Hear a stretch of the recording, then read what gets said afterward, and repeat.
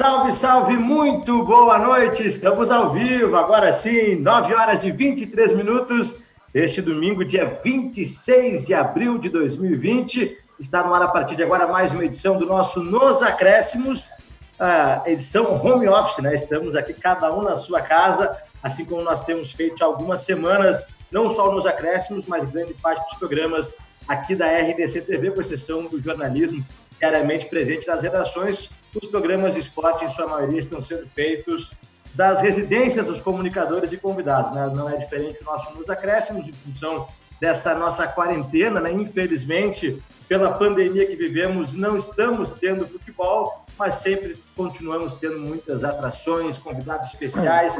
É sempre um prazer estarmos juntos aqui nas noites de domingo. Eu sou o Júlio Lemos, seja muito bem-vindo pelos canais 24 e 524 Claro Net, em todo o meu Rio Grande do Sul, e também nossa live pelo site rdctv.com.br, em nosso perfil do Twitter, em nosso canal do YouTube, especialmente em facebook.com/rdctv digital. Nossa live já está no ar para você não apenas assistir, mas também comentar, compartilhar à vontade.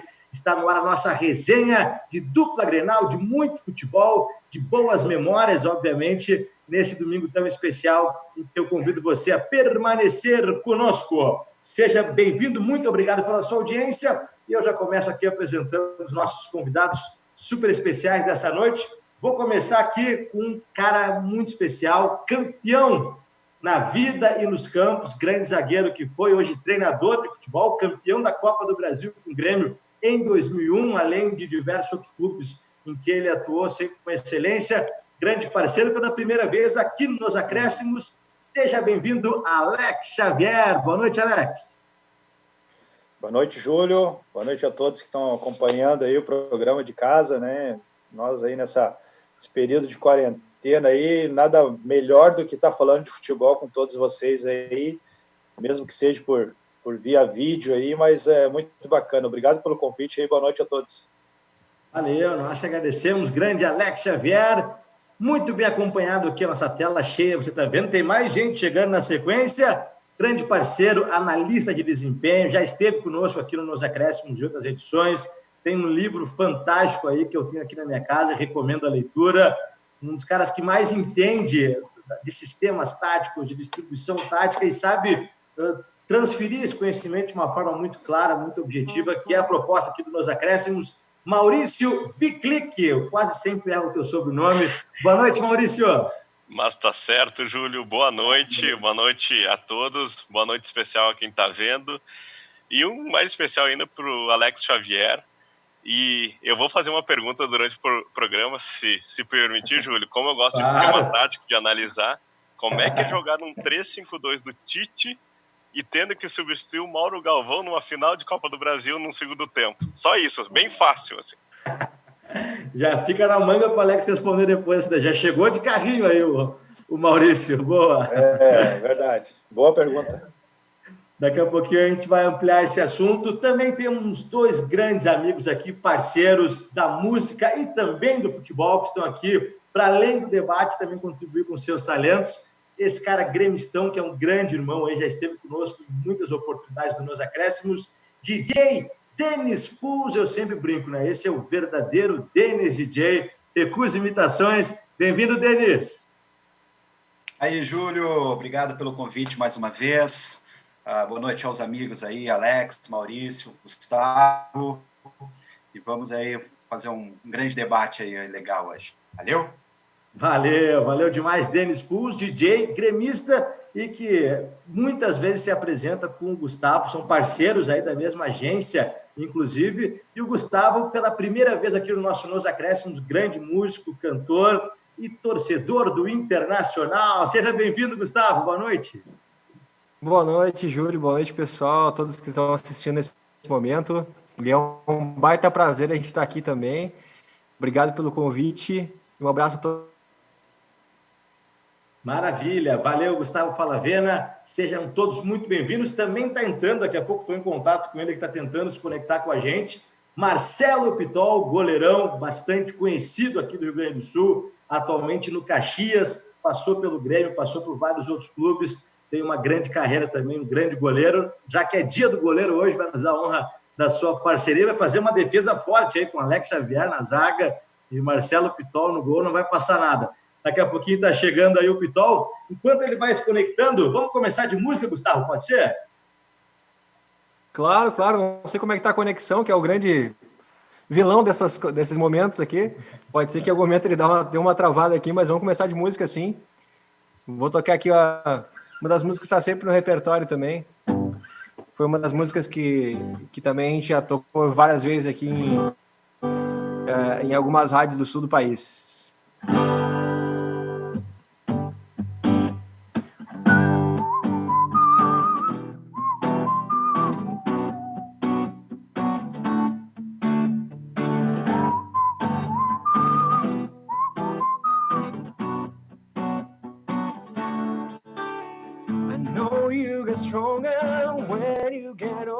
Now, don't shrug your shoulders when you get older now. Things aren't easy, so just believe me now. Even keep it cool now, you never make a sound.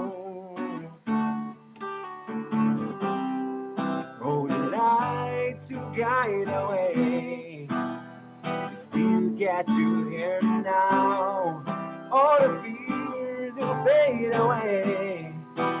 If you get to hear now,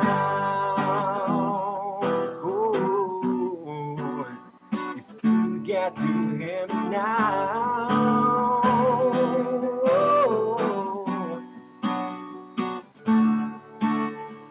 Excuses aside, speak only off your mind. Don't let it slide, not always right. Things aren't easy, so just believe me now. Don't learn it hard way, just let me show you how. The light to guide away. You get to hear me now. All the fears will fade away. You get to hear me now.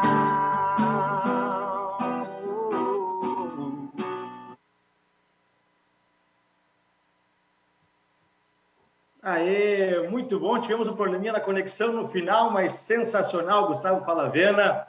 Parabéns. Uma salva de palmas aí para o Gustavo Falavena. Obrigado. Grande presença. Obrigado. Show de... Começamos com tudo aí, hein? Baita música.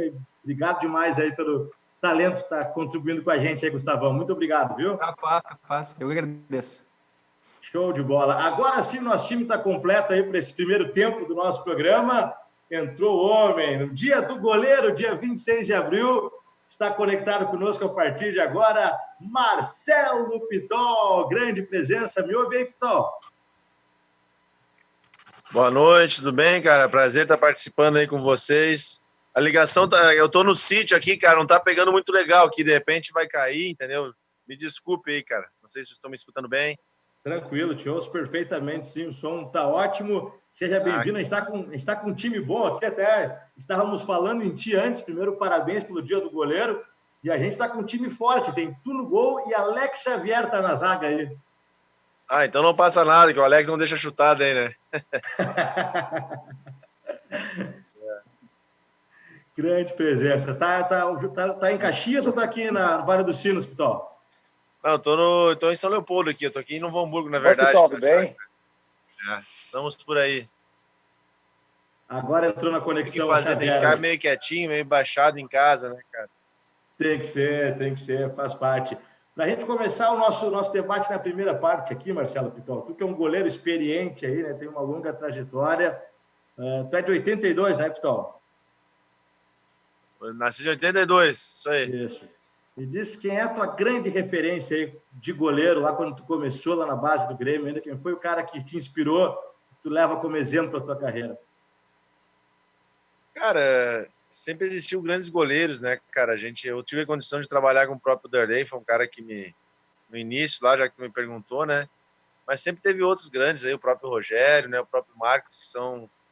Eu tive a oportunidade de jogar contra eles, né? E sempre foi pessoas, assim, caras muito, muito bons goleiros e pessoas que sempre foram os ícones em seus times, né? Então, são caras aí que realmente eu sempre achei eles os principais goleiros do Brasil, né? Nos seus momentos, né? E a gente tenta sempre aprender com todos, né? Desde até com os mais novos nós aprendemos, a verdade é essa, no dia a dia, nos treinos, né? Nos jogos e em N situações. E hoje estamos aí, já estou eu meio vovozinho, já quase no gol aí, agora daqui a pouco eu que estou parando, né? Bacana. Tu citou o exemplo do Danley, está conosco também aqui o Maurício Viclic, que é um estudioso aí do futebol. O Danley foi uma figura emblemática, né, por muito tempo, goleiro do Grêmio, e ele naquele período, muitos goleiros se pareciam com o Danley, não só na questão da técnica, né, tu como grande goleiro, ele também, mas na questão de liderança. O Grêmio sempre formou goleiros, na sua grande maioria das vezes, que eram líderes, né, assim como tu é até hoje. Essa linha do Grêmio, desde o começo, chama muita atenção sempre, né, Maurício? Com certeza, eu acho que a escola do Grêmio, e a gente estava falando um pouquinho em off, né, que o Pitol entrou numa escola que tinha Danley, tinha Galato, o Murilo acho que tinha acabado de sair, mas era da base, tinha o Eduardo Martini, depois ia vir o Groy e o Casti, né, então foi uma linha assim de 2000 até 2006 por ali, uma linha de formação de goleiros, assim, espetacular, né? E o Grêmio insistindo em contratar, às vezes, alguns goleiros de fora, e a gente via naquela época que não davam certo, né? E daí, quando trazia o pessoal da base, apostava, dava certo. Então, uma linha sucessória do Grêmio que teve, que o Pitol teve bastante concorrência nesse início e, com certeza, bastante aprendizado também, né? Da minha parte, é verdade. Eu tive a honra, né, de trabalhar com esses caras todos que tu falou aí e aprendi muito, cara, aprendi muito mesmo, aprendi com todos eles, cara, e até hoje a gente é amigo aí de todos, né, a gente se dá bem, o próprio Galato, nós se criamos juntos na base, o próprio Andrei, o Martini, que é um pouco mais velho, o Groy, o Cássio, com mais novos, né, mas sempre por trás da gente, né. Até esse tempo atrás eu brinquei com o Marcelo, com o Groy, que agora ele tinha que me dar as luvas, né? Porque ele me pediu luvas naquelas épocas lá, agora ele nem pedia eu para ele, né? Aí até tirei eu brincando com ele. Mas são caras aí espetaculares, né, cara? Se tornaram grandes referências no gol, agora que estão jogando aí, né? Por último, que é o Cássio e o Marcelo, né? O Groy. Então, dois grandes goleiros, ídolos onde estão, né? E a gente aprende. Estamos na vida para aprender aí a cada dia. Eu tô com 38, quero jogar mais uns 2, 3 anos ainda. Espero que Deus me abençoe, que eu consiga. Acho que consigo, porque me sinto bem, me sinto tranquilo. Então, até porque tem outros goleiros mais velhos também jogando aí, né, cara? A gente vê ali o próprio Fábio do Cruzeiro, o Fernando Praz também, tu não citaste, aí é um cara que se criou conosco lá também. Né? E na época do próprio Martini, que era a concorrência Fernando Praz e Martini naquela época.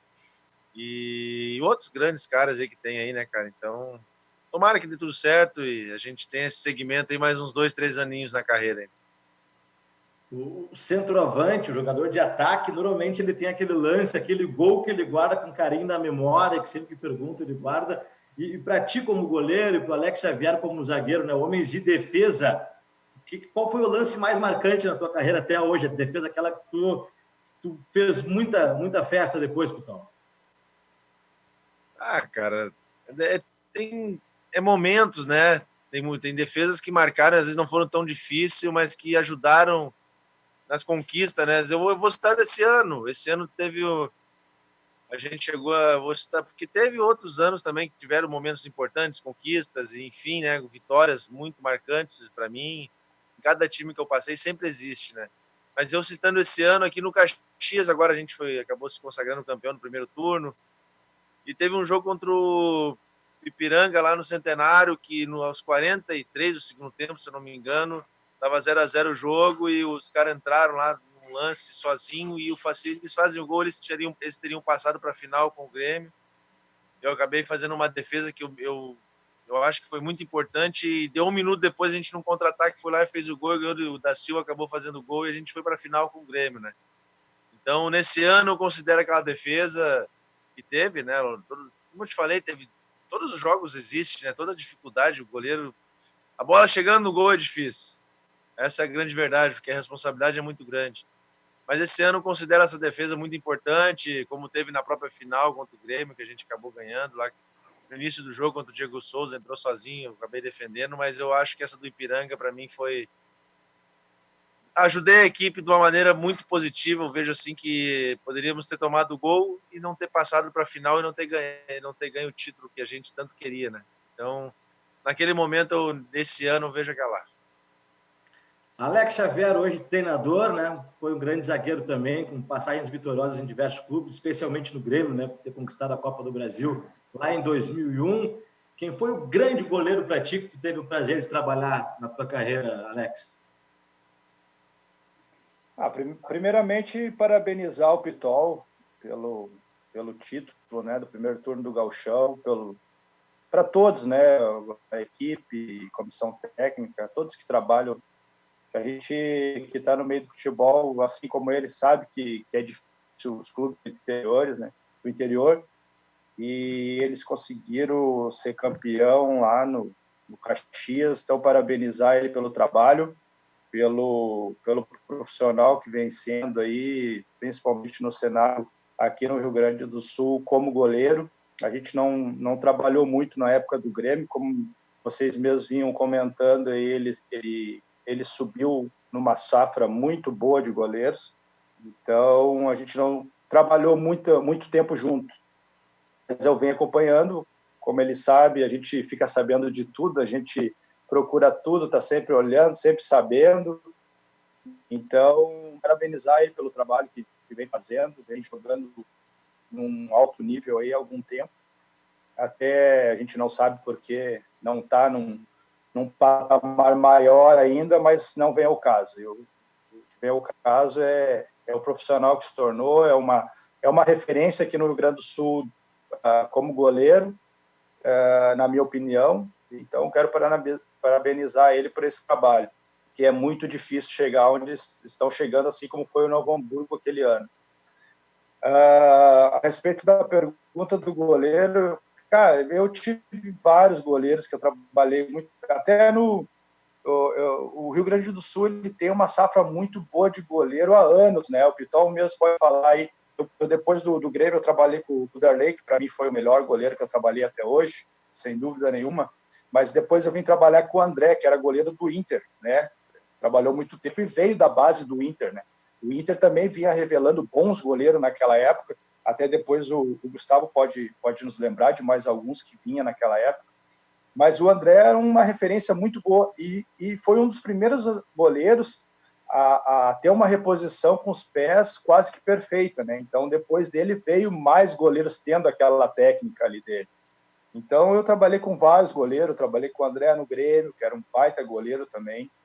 Mas eu acho que o fundamental, e a gente fala no meio do futebol, o negócio é trabalho, mas também tem que ganhar título. Se não ganhar título, não é lembrado. Não adianta. Pode passar aqui, pode passar ali, ser reconhecido, mas se não ganhar título, não fica na história. Então, o Darley, como na época eu cheguei no Grêmio, do de Santa Maria, ele tinha ganhado já quase 12 títulos com o Grêmio. Então, depois eu ganhar mais 2, a gente trabalhando junto, que foi o Gauchão de 2001 e a Copa do Brasil, que a gente foi campeão. Então, sem dúvida nenhuma, foi um goleiro completo, que eu, como zagueiro, gostava, porque saía do gol muito bem, nos ajudava muito.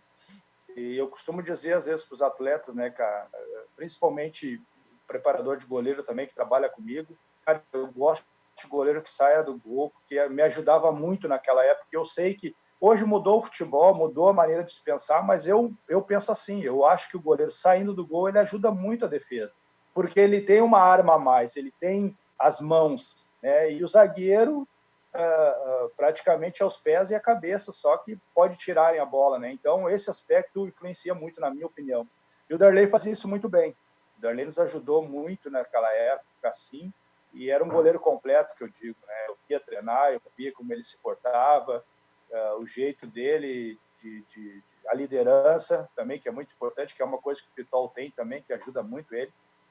Vai continuar ajudando, assim como ele falou, que está sempre aprendendo, é verdade, a gente está sempre aprendendo no futebol, mas o goleiro que eu mais gostei de jogar, e foi um goleiro muito completo, o Pitol também trabalhou um pouco com ele, foi o Darley, cara. O Darley é um jogador que ficou na história e que a gente tem um total respeito.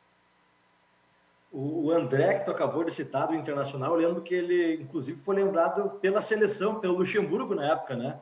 Chegou a jogar, pelo menos um amistoso, eu tenho lembrança, que foi o Brasil e Iugoslávia, que ele era o goleiro, e no Inter teve uma ascensão muito rápida, mas acabou sofrendo uma série de lesões. O Maurício lembra muito bem dele também, né? Sim, acho que esse Brasil e Iugoslávia, se não me engano, foi no Olímpico até. Eu acho que foi. Era Gol do Marcelinho Carioca. Era impressionante a técnica que ele tinha de reposição de bola com as mãos e com os pés. Cara. Eu ficava, depois do treino, né? Geralmente os goleiros ficam treinando, e eu gostava muito de ficar observando isso, principalmente depois dos treinos. Eu também gostava de ficar treinando, e eu observava isso. Às vezes tu fica vendo a técnica dos jogadores, né? Eu gosto disso, eu vejo técnica de jogador, se ele pisar na bola, eu sei que ele tem uma técnica, então eu já gostava de acompanhar isso. E a gente que está no meio do futebol, a gente tem que gostar, porque senão tu desiste, não adianta. Se tu não gostar do futebol, tu desiste. Então eu já gostava disso, e eu ficava vendo a técnica dele de repor a bola, de bater na bola, e eu guardava, né? Eu guardei isso. Então foi um dos bons goleiros também, começou no Inter, dos bons daquela safra, Darley, André, foi uma safra muito boa de goleiros. Agora, do outro lado, Marcelo Pitol, quem é aquele atacante chato, aquele cara que tu enfrentava assim, dizer, puxa, vou ter que encarar de novo, que incomodava bastante pela habilidade, obviamente, pela técnica, o adversário mais complicado para ti no ataque? Tem um monte, né? Mas eu tive prazer de jogar com alguns caras aí que eu vou dizer que foram grandes jogadores, grandes atacantes a meu favor, né? Hoje eu digo que o Gilmar é um grande atacante, ele que está conosco no Caxias. Um cara que está hoje como treinador, Ale Menezes, que era um ícone aí também, que me ajudava lá na defesa e realmente fazia gol também pra caramba, né? E atacante bom é aquele que bota a bola para dentro, né, cara? Mas não adianta, é o cara que vai fazer os gols, que vai ajudar a equipe também na hora que tem que ajudar a marcar. Já estou começando a puxar para o lado de treinador, parece. Agora vou ajudar o Alex aí, né? Que daí tem que ter. mas eu sou meio chato disso aí, a gente se cobra bastante, né? Hoje o atacante também tem que ajudar, né? O próprio atacante de área lá, ele tem que ajudar para tirar a bola, a primeira bola, a segunda bola, a bola defensiva, a bola ofensiva, para fazer os gols que não tem que fazer. Enfim, né, cara? E outra coisa, o Alex aí, né? Eu não tinha visto ele, eu vi ele pela câmera, ele falou ali. Um abração para esse doidão aí também. Agora eu sei que tá nessa nova carreira aí de treinador e vai ser um grande treinador, ele pode ter certeza disso, né, cara? E fico feliz aí que ele tá seguindo e obrigado pelas palavras também, Alex.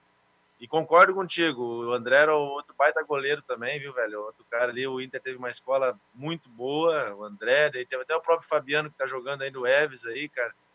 Eu me dou muito bem com ele, tanto que depois surgiu o Muriel, surgiu o Alisson, que é o melhor goleiro do mundo hoje, a Genor, enfim, o Inter também tem uma safra boa de goleiros aí, sempre teve, né? Isso é a verdade, que é a escola do Rio Grande do Sul, né? Eu vejo mais ou menos assim, goleiros aí num nível muito bom, que ainda tem muitos jogando, outros pararam, mas enfim, Grandes goleiros, né, cara? Então, que bom. Dá parabéns também para essa rapaziada toda aí. Show de bola. Ô, Júlio, Oi, diga, Denis. eu não sou o Marcelo Pitol, tá? Mas a minha carreira também é aí, ó. Olha aí, Consegui rapaz. alguns títulos como goleiro futsal, tá?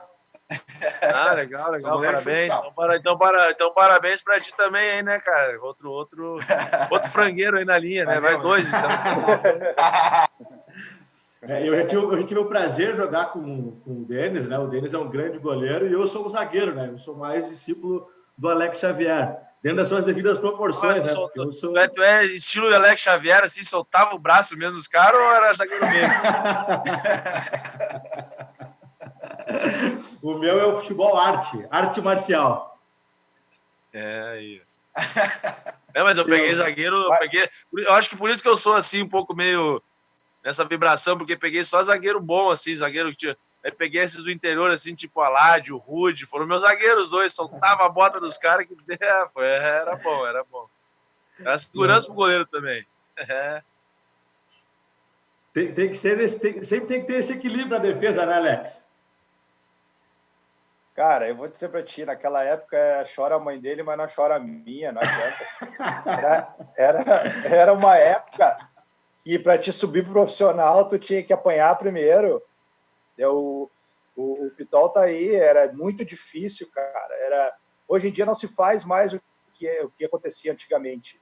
Ir lá buscar jogador no interior para dupla Grenal. Né? Hoje em dia é praticamente impossível isso acontecer. Me diz um aí, se você tiver como pesquisar alguma coisa. É difícil, hoje em dia não se faz mais. E naquela época a nossa chance era jogar contra a Grêmio, contra a Inter, tentar mostrar algum futebol, alguma característica que fosse que os clubes da capital gostassem, né? Porque, por exemplo, na minha época, tava no Inter, estava aparecendo o Lúcio, né? O Lúcio estava no Brasilense, Brasília, uma coisa assim. No Gama. Tomou 5-0, mas a característica deles era aqui do Sul, era a pegada, chegava, dava carrinho, tinha uma marcação boa, zagueiro alto, e eu tinha o mesmo perfil. Então a gente tinha que, com as nossas armas que a gente tinha, principalmente lá na Baixada. E aí, eu não sei se o Pitol trabalhou com o Luciano Vieira, o zagueiro, ele olhava para mim, antes de começar o jogo, quando o juiz apitava, ele olhava para mim, Alex, vamos baixar o pau. E aí, o juvenil, vou fazer o quê? Lá o bicho pegava mesmo, a Baixada lá, antigamente era pior, né? Hoje em dia tá mais tranquilo, hoje em dia não dá para dar muita porrada, né? Mas antigamente era fogo. Hoje em dia tá uma barbada, Pitol, tá uma barbada. Mudou bastante mesmo. Mudou muito a característica de jogo. Hoje é totalmente diferente da nossa época. Então a gente tinha que, da nossa maneira, né, sendo um pouco hostil ou não, agredindo ou não, é aquela época. Hoje é outra época. Hoje mudou totalmente, né? O futebol tá muito diferente da nossa época. Mas era o que a gente podia fazer, a chance que a gente tinha de jogar, principalmente num time grande. O ataque do Grêmio, quando eu estava no Inter de Santa Maria, o ataque do Grêmio era Ronaldinho e Tinga. Como é que tu vai parar os dois? Não parava, não tinha como. Pega um pedaço de pau e dá, né? Que nem hoje tu achar o Neymar, o Robinho na época dele ali, tu não acha. São jogadores diferenciados que quando tu tá indo nele, ele já tá saindo pro lado. Com a bola ou sem a bola, ele não fica muito tempo com a bola. E quando ele tá com a bola dominada, ele tem aquele diferencial que é a velocidade, que é aquele torque maior que o dos outros. Então tu não vai conseguir. Então cada um, naquela época, a gente tinha que se virar do jeito que dava, né? Mas graças a Deus deu tudo certo. Não posso reclamar. Deu tão certo que tem aquele pôster atrás que a gente está vendo lá de relance. Creio que o principal título da tua carreira, né? Copa do Brasil de 2001, naquele grande time do Grêmio, liderado pelo senhor Adenor Leonardo Bach. Que ano mágico aquele para os gremistas e para ti especialmente, né, Alex? Tá aqui, esse aí tá aqui, ó. que aqui guardado aqui. Eu tô aqui na casa da praia, e aí eu deixo meus quadros aqui, todos guardados aqui, os troféus também. Tem outros aqui, tem outros lá em cima lá. Não sei se dá para ver daí, tá meio dá claro pra ver, aqui. sim. Show de bola. Eu deixo eles todos guardados aqui.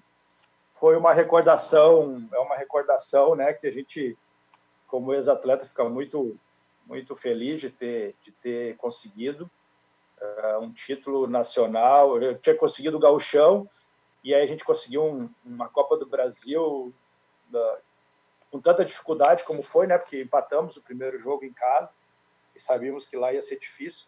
Então, eu tenho o maior orgulho da minha carreira, do que eu fiz no meio do futebol. Eu só tenho a agradecer o futebol até hoje. Parei de jogar, comecei a estudar, fui ser auxiliar, fui ser treinador, então não tenho que... Agora deu uma parada, eu já comecei a fazer educação física lá na Sojipa, então estou sempre procurando, sempre buscando, enquanto agora não tenho algum clube para estar trabalhando, estou estudando, e que as coisas vão acontecer. Então, não posso reclamar do meio do futebol. Eu acho que o futebol, ele te dá, para todos nós, quem está assistindo também, dá um campo de estar assistindo um jogo, que nem agora. A gente está com saudade de assistir um jogo, né, cara? É tão bom assistir jogos, né? Tanto do Grêmio quanto do Inter, do Caxias, do interior. Então, isso faz uma falta para nós. Então, eu fico muito feliz do que o futebol me deu até hoje. Eu só tenho a agradecer. Que bacana. Maurício, aquela tua pergunta que deixou na manga ali, especialmente para o Alex, já que estamos falando do título da Copa do Brasil. Bom, Alex, queria te perguntar, né? Tu jogava mais pela direita, obviamente, mas tu substituiu o Galvão na final da Copa do Brasil, né? E tu só tinha que marcar o meio-campo, que era Ricardinho, Marcelinho, Carioca, Miller e Everton, os atacantes, né? O Mauro Galvão era o líbero daquele time, o Marinho jogava mais pela direita. Tu entrou no lugar do Mauro Galvão, mas ficou mais pela direita, e o Marinho que ficou pelo meio? Ou o Roger ficou... Como é que foi, que eu não me lembro dessa final, quando é que tu entrou? Não. A maioria das vezes jogava o Marinho, o Marinho pela direita, Nenê pela esquerda, e Mauro Galvão era o cara da sobra, que era o cara que foi o melhor zagueiro que eu já joguei hoje em dia, disparado, porque eu digo que ele é meio parecido, o estilo dele é parecido com o do Jeromel, né? É um jogador mais inteligente, ele vai no atalho da bola. Então, quando o jogador adversário está pensando em dar um passo para o atacante, ele está ali na frente do atacante já para receber. E o Mauro Galvão fazia muito bem isso. Então, ele era o cara mais experiente, era o cara da sobra. O Nenê veio se machucar, começou a jogar o Polga pelo lado esquerdo, eu começou a jogar pelo lado direito ou na sobra. Aí começou a jogar o Polga. E nesse jogo estava jogando Polga, Marinho e Mauro Galvão. E o Mauro Galvão já vinha sentindo eu já sabia que podia acontecer uma lesão dele nesse jogo. E no jogo, assim, normal, assim, o que a gente optou, principalmente o Tite, né? Me colocar na sobra, porque eu ia entrar num jogo frio, quente daqueles, 80 mil pessoas no estádio, a torcida gritando, e a gente ganhando o jogo, então a torcida estava, né, apoiando mais. O que a gente optou? O Alex vai entrar na sobra, porque teoricamente fica mais tranquilo ali, né? Tu fica mais na sobra, não fica tanto na marcação. Os outros dois que estavam marcando já estão adaptados ali naquela zona, porque se tu muda o Marinho para a sobra e bota o Alex Xavier para marcar, tu muda duas peças, né? Então, teoricamente, para te mudar uma peça seria melhor, que era eu ir para onde o Mauro Galvão estava jogando, apesar de não ser a minha naquela época, até porque eu era bem novo, eu tinha 23 anos para 24 anos, então ainda estava começando a me adaptar no Grêmio, mas foi muito fácil jogar, né, cara? A gente já sabia que ia ganhar, assim, respondendo bem assim a tua pergunta, Maurício, a gente já sabia o que fazer jogando, quem era titular ou quem não era titular, porque o Tite trabalhava todo mundo igualmente, um cara que eu me espelho hoje, que eu aprendi muito com ele. Era um cara que ele trata todo mundo da mesma forma, igual, e trabalha com todo mundo da mesma forma. Então eu já sabia que eu podia entrar nesse jogo, que o Mauro Galvão já vinha sentindo, então já vinha treinando já alguns pós-treinos já naquela situação ali. Então, já vinha preparado para isso, né? Então, entrei tranquilo no jogo, nosso time já vinha muito bem. Como eu falei no vestiário, quando o Tite fez a pré-eleição, da forma que ele fez, eu digo, ele ganhou 50% do jogo, ele ganhou na pré-eleição. Tem muita gente que acha que isso não adianta, que não funciona. Eu digo que funciona, porque eu vivi isso. Então, nós tínhamos empatado um jogo, nós tínhamos... Primeiro, olha o nosso psicológico como é que estava, né? Nós tínhamos saído perdido o primeiro jogo em casa de 2-0 do Corinthians, né? E a gente conseguiu empatar o jogo, pelo menos, em casa. 2 Então, gols do Luiz Mário, psicológico ficou... Isso. Então, nosso psicológico ficou um pouco abalado por causa disso, né? Agora é difícil ir lá contra o Corinthians, torcida ajudando. E o Tite soube trabalhar isso muito. Aí entra a hora do treinador, do cara experiente, está na seleção hoje, não é à toa, né? É um cara que vai ser campeão mundial. Eu acho que é o treinador pronto agora para ganhar uma Copa do Mundo com o Brasil, por exemplo. Não interessa se for daqui 2 anos, se for daqui 6 anos na próxima, entendeu? Ele é o cara mais preparado agora como treinador do Brasil, para a seleção brasileira. Então, ele soube trabalhar isso bem. E a gente chegou preparado, a gente chegou sabendo que podia vencer o Corinthians lá, apesar de muita gente não acreditar. Tinha 80 mil corintianos contra 1.500 torcedores do Grêmio, né? Então, a gente tinha que acreditar até o final. Tanto que ele mandou nós para... Quando começou o jogo, quando a gente chegou no estádio, ele mandou nós para o campo, para subir no campo, para reconhecer o gramado, e falou: vocês vão ficar 5 minutos lá em cima. E aí a gente ficou meio assim, ficar 5 minutos lá fazendo o quê, né, cara? Tá bom, vamos lá para cima. Só que quando a gente subiu no gramado, a torcida do Corinthians já estava toda lá. E a torcida do Corinthians já começou a gritar aquele tempo todo, e aquilo ali a gente foi absorvendo. Então, quando a gente entrou para o jogo normal, a gente já estava mais tranquilo. Então, isso aí já foi uma técnica dele, já foi uma tática dele, já que ele soube conduzir muito bem. Obrigado. Se eu puder perguntar pro Pitol, Júlio, queria fazer uma pergunta. Pitol, existe alguma diferença para o goleiro a mudança do sistema tático, uma linha de 4, de 5 ou de 3 zagueiros, sei lá? Como é que tu observa isso daí? Como é que é isso pro goleiro? Assim, ter mais defensores, ter um pouco menos, mas laterais voltando? Qual a diferença que isso faz pro goleiro? Cara, é uma pergunta bem... A verdade é que tem que estar bem encaixado. No meu ponto de vista, hoje o futebol... Tanto que a gente tenta ajudar o próprio Lacerda, a gente conversa no dia a dia nos treinamentos, né? Eu acho que tem que estar bem encaixada a marcação, cara.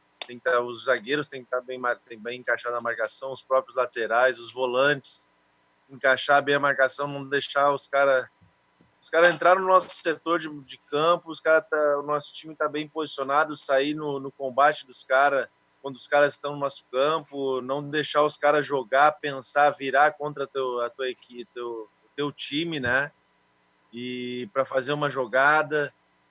E o próprio, por isso que eu digo, a defesa, os laterais ali, os caras que jogam pelo lado, eles têm que ajudar também hoje. Hoje o futebol é um conjunto, cara. E se 2, 3 não ajudar numa marcação da equipe, acaba sobrecarregando a própria defesa, acaba sobrecarregando os volantes. E muitas vezes a gente tem volantes que correm muito, ou tem jogadores que mas correm errado. No meu ponto de vista, assim, o que eu vejo hoje no futebol em muitas circunstâncias. Eu posso dar o exemplo do nosso time, do Caxias. Hoje eu estou ali, é um time que a nossa equipe ele conseguiu encontrar esse meio termo, conseguiu encontrar o encaixe de marcação dos laterais, da defesa, os zagueiros ou os próprios laterais, ou o próprio volante, muitas vezes, entrar para dentro da defesa e fazer as coberturas que tem que fazer. E às vezes os próprios jogadores se encaixam nessa marcação, cara. E a comunicação é importante. Cara, envolve muita coisa, assim, que se a gente for falando aqui, sabe, eu sei que eu tenho muito a aprender ainda, mas eu já passei por muitas coisas e vejo que que a comunicação entre os atletas, entre a defesa, o goleiro é muito importante. Eu sempre fui um cara que sempre falei bastante, tento posicionar a equipe. Não é só falar por falar bobagem ou ficar berrando que nem um maluco ali. Não, é encaixe de marcação, é os zagueiros definir os volantes, é os laterais. E, às vezes, os próprios jogadores dentro do campo, cara, tem jogadores que são mais ligados nisso, tem jogadores que não são, cara, tem jogadores que não falam quase nada dentro do campo. E tem jogadores que falam e muitas vezes falam muita bobagem, cara. Essa é uma coisa assim que parece que eu tô falando, mas é sério. E daí quando tu acha esse conjunto assim de 2, 3 caras da defesa, do lateral, sei lá, que vão ajudar, a gente acaba se encaixando nas marcações. O atacante tem que saber na hora que tem que voltar pelo lado e encaixar quando passar o jogador dos caras. Enfim, é um monte de coisa, cara. E hoje eu posso dizer que o nosso time ali, o Caxias, ele está conseguindo isso, mas isso por causa dos treinos diários, pelo encaixe de marcação, pelo encaixe na hora que está com a bola também, jogar, a bola não queimar no pé, a gente conseguir sair tocando a bola de trás. Desde o primeiro jogo, por exemplo, nosso aqui esse ano contra o Grêmio na Arena, cara. Pô, é muito difícil jogar contra o Grêmio na Arena. O time do Grêmio tem muito toque de bola, o time do Grêmio consegue, quando joga principalmente dentro da Arena ali, é algo incrível, porque tem o Michael, tem outros jogadores que sabem o que fazem com a bola, né? A bola não queima nos pés deles. E a gente conseguiu, diante do Grêmio, naquele jogo, a estreia do Gauchão ali, a gente conseguiu fazer um grande jogo, conseguiu uma vitória, que eu acho que fazia muito tempo que o Grêmio não perdia dentro da Arena, diante da principal equipe do Grêmio. E ali começou também a dar moral para a nossa equipe, enfim. E a gente viu que a gente estava no caminho certo, só que a gente continuou nos treinos diários, enfim, né? Muita cobrança. Nossa equipe existe muita cobrança, sabe? Eu sou um cara que, querendo ou não, os caras também me cobram e eu também cobro, mas não é aquela cobrança para... Eu vou falar pro Alex porque eu não gosto dele, porque ele é feio. Eu vou falar pro fulano porque ele é... Não sei. Não, a gente se cobra, é posicionamentos, é marcação. Pô, tu não falou comigo num posicionamento, eu não te avisei. A bola parada vai sair lá, vamos se posicionar antes das coisas acontecer. Sair no momento certo de trás, né? A defesa, sair junto com a equipe, não ficar aquele time aberto. E a gente treina isso muito no Caxias. O Lacerda, ele tem esse também. O Lacerda foi zagueiro também, ele é da mesma safra do Alex, assim, né? Não, ele é mais novo, na verdade, mas eu digo assim, foi zagueiro, ele tem essa percepção, ele sempre foi um capitão nas equipes que ele passou também, eu posso falar isso, porque eu joguei com o Lacerda em 2 equipes. E é um cara que entende também da mesma forma que o Alex, é lógico, cada um tem seu perfil, né? E tá dando certo, cara. Eu acho que o Lacerda é um cara que vai ter um crescimento como técnico também, e muito grande. Eu acho que vai se tornar um grande treinador no nosso futebol. Torço para isso, como torço para o próprio Alex. Daqui a pouco se tornar um grande treinador. E às vezes é a questão de pegar os jogadores certos, contratar certo, mesclar essa experiência com a juventude. Eu vejo o futebol dessa maneira e da liga, né, cara? E da liga, com trabalho, com um monte de coisa que tem que se fazer, porque a verdade é essa, tem que trabalhar bastante para as coisas, para a gente tentar fazer acontecer. Muitas vezes não acontece, mas tudo tem um momento e, graças a Deus, esse ano a gente conseguiu aí fazer, tá conseguindo fazer um grande campeonato gaúcho até então, né? Pena que terminou aí, a gente vinha uma sequência muito boa, mas fazer o quê? Faz parte, acabou acontecendo essa situação toda dessa doença, isso aí que é o principal hoje, é se cuidar mesmo, para que tudo passe e a gente retorne logo, quanto antes aí com o futebol, como o Alex mesmo falou, para a gente olhar jogo, para a gente jogar, para a gente estar no meio. Eu também sou um cara que sou apaixonado, agradecido a Deus por tudo que já passou na minha vida. Poderia ter acontecido muitas coisas diferentes na minha vida, mas eu digo assim, passou e eu estou muito feliz com o que está acontecendo. E vou esperar aí mais uns 2, 3 anos jogar ainda, porque eu sei que eu posso dar mais. E estou me sentindo muito bem para isso e espero ter mais um pouquinho de sequência. Depois, quando eu ver, eu estou do lado dele aí, do Alex, aí, fazendo essa parte como treinador de goleiro, como alguma coisa dentro do futebol. Isso aí a gente vai aos pouquinhos pensando, né? Com certeza, show de bola. Eu quero te liberar já em seguida, Pitol. Só antes ainda questionar, aproveitar a tua presença aqui, o Alex Xavier, e a pergunta do Maurício, inclusive, sobre os 3 zagueiros, porque o time que tu foi campeão em 2001, Alex, foi um exemplo, né? do 3-5-2, que deu muito certo com o Tite. No ano seguinte, o Filipão utilizou esse sistema tático na seleção, conquistou o Penta, e eu lembro que logo na sequência... E depois no São Paulo também. Isso, Muricy Ramalho. Eu, particularmente, sou muito fã do 3-5-2. Eu acho que, ao contrário do que muitas pessoas pensam, não deixa o time retrancado. Pelo contrário, é um sistema mais ofensivo, porque tu libera os alas e tu tem um meio de campo mais compactado, né?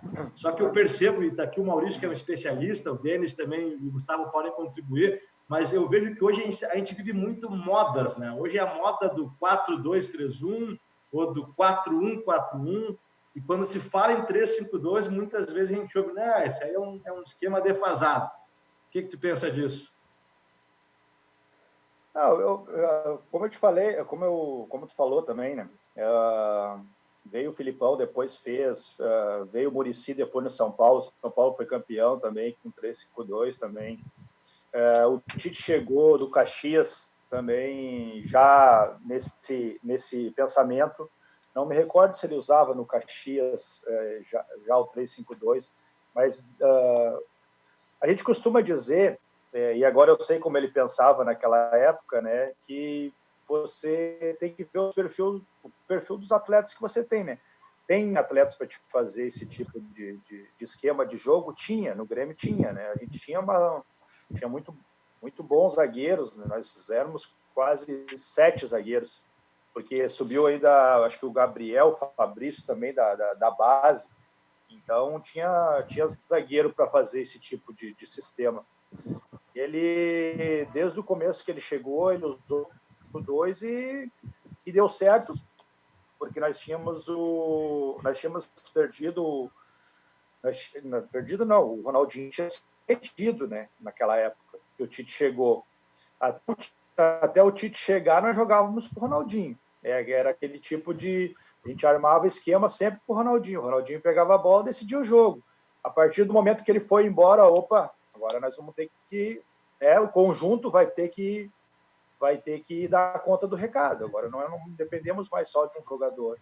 Então nós tínhamos 2 laterais fora de série, né, que era o Rubens Cardoso, antes o Roger, que machucou, e o Anderson Lima, que para mim também foi um dos melhores laterais, batendo na bola, posicionamento também era muito bom, lateral, era um cara também líder, era um cara bom de grupo.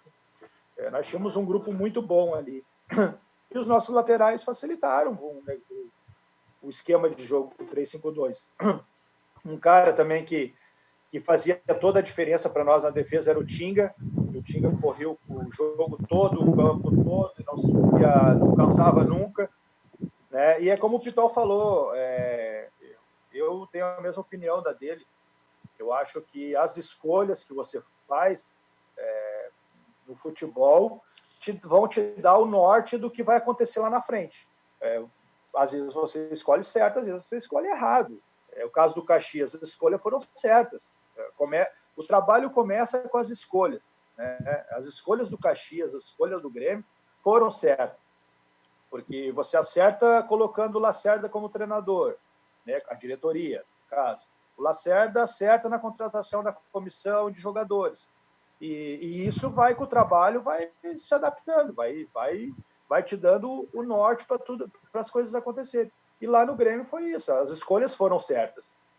O Tite chegou, um cara que estava querendo aparecer para o cenário nacional, tinha sido campeão no Caxias, e nós também tínhamos perdido o Ronaldinho, então a gente, agora nós vamos ter que, né, se adaptar ao esquema do treinador, se agarrar com ele e fazer o que ele pede.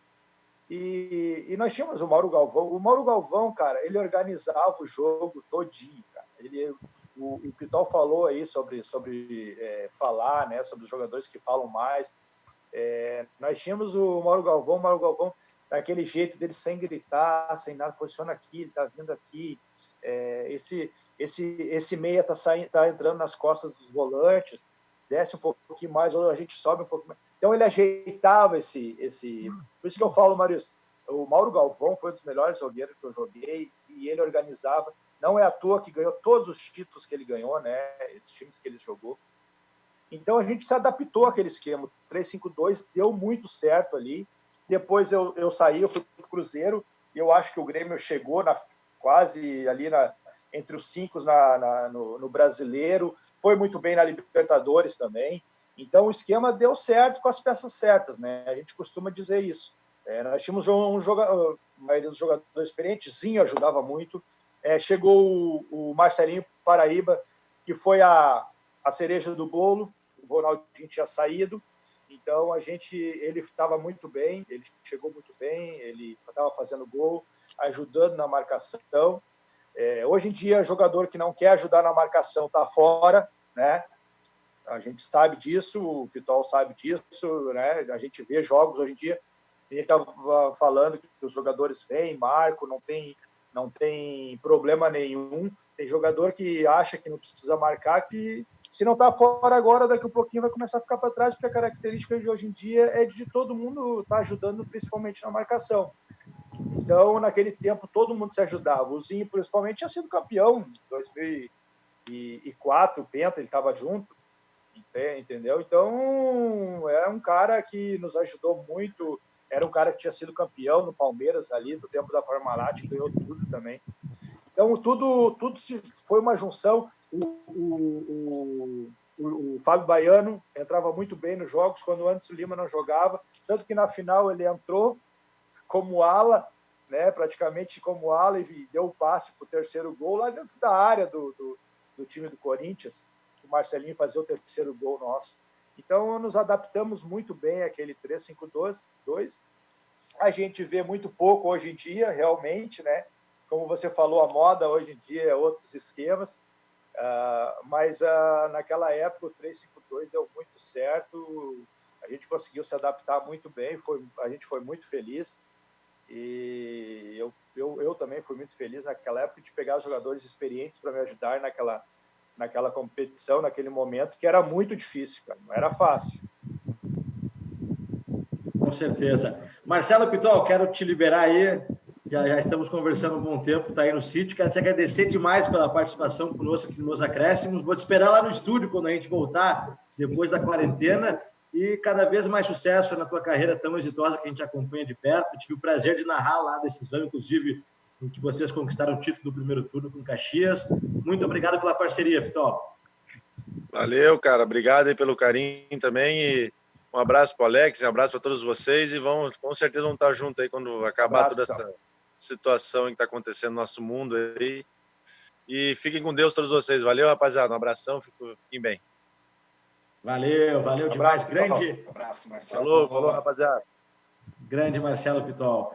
Alex Xavier, também te agradecer demais aí pela participação conosco. Temos bastante assunto, sempre bom conversar com quem entende e com quem, assim como tu, que teve essa experiência tão rica aí no futebol, no campo e agora na Casa Mata, né? Muito obrigado. Cada vez mais sucesso na tua carreira agora como treinador, Alex. Obrigado pelo convite, Júlio. Obrigado a todos. Maurício, Denis, o nosso Colorado lá, o Gustavo. Boa noite aí. Tudo que precisar, aí a gente está à disposição. É muito bom estar falando sobre futebol. A melhor coisa que inventaram foi a live nesse período, que é o que está nos salvando. Que a gente pode estar falando, vendo show aí pela internet.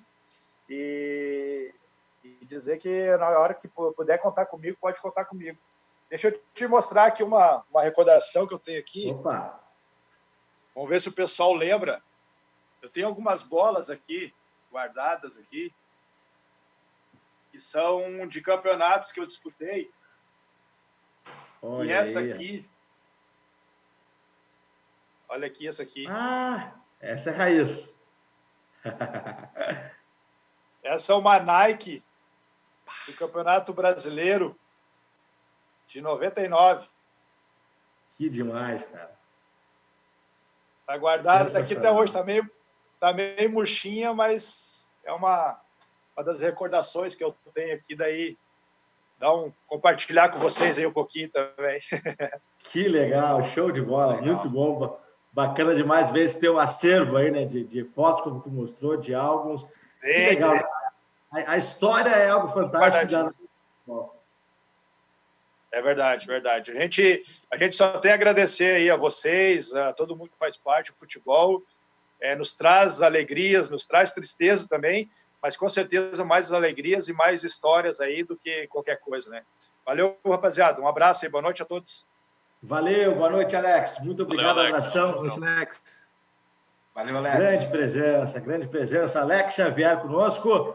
Senhores, convido vocês a permanecerem aí, por favor. Maurício, Denis e Gustavo. Daqui a pouco tem mais 2 reforços somando-se aqui ao time. A gente teve esse bate-papo aí mais focado aí com os 2 ex-atletas aí nesse primeiro bloco do nosso programa. Grande Marcelo Pitol e Alex Xavier. Daqui a pouco vou ler os recados, também muita gente interagindo conosco pelo Facebook da RDC TV. O Denis é goleiro e tu, Gustavo, joga alguma coisa também ou tu é craque só na música? Cara, jogo só a pedrinha na água e com meu filho aqui em casa. E é isso aí. Não arrisco mais, arriscava quando mais novo, mas tenho dedicado só para música mesmo. Tá certo, show de bola. E tu, Maurício, é um estudioso, eu sei que tu é um craque aí da teoria, mas na prática, como é que funciona? Olha, Júlio, eu evoluí de um zagueiro estilo Alex Xavier, pescoço para baixo, tá valendo tudo, para um volante que organiza o jogo. De pensar o jogo, tocar a bola e tudo mais. Mas, infelizmente, a forma não faz com que eu jogue tanto assim, e parei um pouco também. Tive meu filho, daí eu penso, putz, levar uma canelada, ficar com perna quebrada, não, deixa eu jogar com ele, eu jogo só com meus amigos agora. Parei, assim, faz uns 5, 6 anos. Tá certo. Prepara mais uma música pra gente aí, por favor, Gustavo. Antes disso, enquanto tu organiza, eu quero só trazer aqui alguns recados da nossa audiência que está nos prestigiando. Muito obrigado. Estamos ao vivo aqui na RDC TV. Daqui a pouco vou chamar o Fabrício Neves Corrêa, que está chegando aí com o quadro central do árbitro. E tem ainda o nosso debate Grenal para se somarem a nós, ao time forte dessa noite. O Caju Tricolor e o Rodrigo Flores, que já estão no aquecimento para ingressarem daqui a pouco. Trazendo aqui algumas mensagens da participação pelo Facebook. Você pode compartilhar à vontade, interagir conosco em nossa live em facebook.com/RDCTV Digital. Muita gente compartilhando, comentando. Eu estou enrolando porque travou um pouquinho aqui o meu Facebook, mas você segue participando com a gente também no Twitter. Um beijão para a Juju Ferreira, que está ligadinha com a gente, queridona lá do grupo FFC. Também, deixa eu silenciar aqui o meu retorno. Agora sim, a Maria do Carmo Faustino também está participando conosco, a Aparecida Maria Trindade, muito obrigado, abração. A Dayana Xavier ligada com a gente também. Temos aqui, parabéns, Júlio Lemos, pelo programa, o perfil Treine MMA, abração, obrigado demais. Alex Becker, ligado conosco, grande presença. Alex Copete, largando uma corneta também para os colorados, dizendo que já pararam de roubar água do Guaíba. Vale flauta também, vale corneta aqui na nossa participação do Nos Acréscimos. O Rudinei Pedroso, ótimo programa, Inter sempre. O Clayton Luiz também está respondendo a corneta ali do Alex Copete. A Simone Pus está adorando, que deve ter parentesco com o meu amigo Denis Pus, tá certo? Minha mãe, grande beijo para ela. Te amo.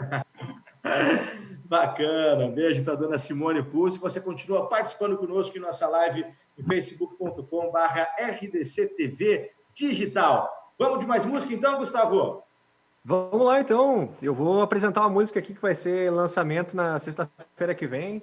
Música em parceria com o DJ Branco. Depois vai ter a versão dela eletrônica aí que vai poder ser executada também. Eu vou tocar ela acústica sexta-feira que vem nas principais plataformas digitais.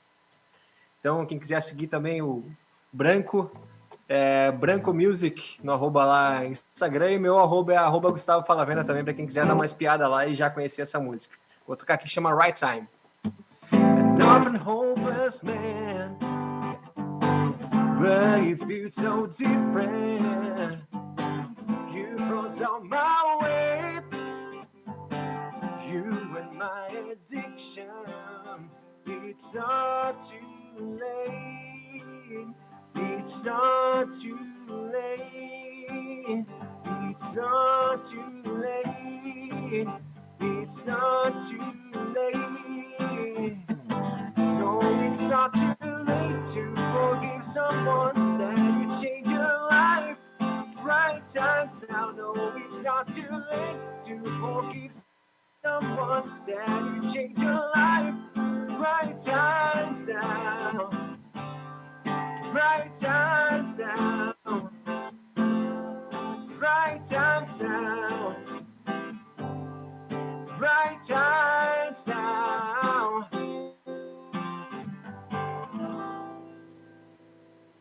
Aqui um trechinho só.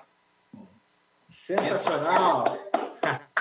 Sonzeira boa demais. Também o áudio aí também por causa da conexão, mas Perfeito, show de bola. Muito bom mesmo. Valeu demais aí, o Gustavo Falavena, também com o DJ Dennis Pools, Maurício Viclic, e daqui a pouco estão chegando aí Caju Tricolor e meu amigo Rodrigo Flores, mas antes eu vou chamar aqui a participação especial do Fabrício Neves Correia, nosso parceiro do quadro Central do Árbitro, aqui do nosso Nos Acréscimos da RDC TV. Boa noite, Fabrício Neves Correia. Do programa Nos Acréscimos RDC TV, querido amigo Júlio Lemos. Todos no isolamento? Saídas só as necessárias? Vamos tentar cumprir as determinações da saúde, da ciência, tendo fé que logo, logo isso vai passar e voltaremos mais fortes. Agora a gente está numa época de muitas reprises nas TVs, jogos da seleção, jogos dos clubes, e hoje foi um dia bem legal. A gente teve, no meio da tarde, o Brasil lá em Pasadena sendo tetracampeão do mundo, vencendo a Itália nos pênaltis. Grandes jogadores, lembranças boas. E o comando do árbitro húngaro, Sándor Pul. Firme nas suas decisões, muito bem fisicamente. Foi um calor de mais de 40 graus. E os jogadores sentem.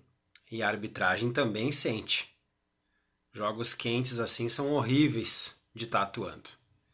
Depois, mais tarde, num forte calor, tivemos a final da Copa de 86. Estádio Azteca, México, vitória da Argentina em cima da Alemanha. E um brasileiro brilhando na arbitragem. Romualdo Arpe Filho repetiu o feito de Arnaldo César Coelho. 2 grandes craques da arbitragem do Brasil. Então tá, pessoal. Desejo para vocês uma boa semana, que a gente possa estar se preparando para a volta. E isso vai passar. Precisamos ter cautela para voltarmos mais fortes. Tá bom? Boa semana para todo mundo. Abraço. E logo, logo estaremos no estúdio.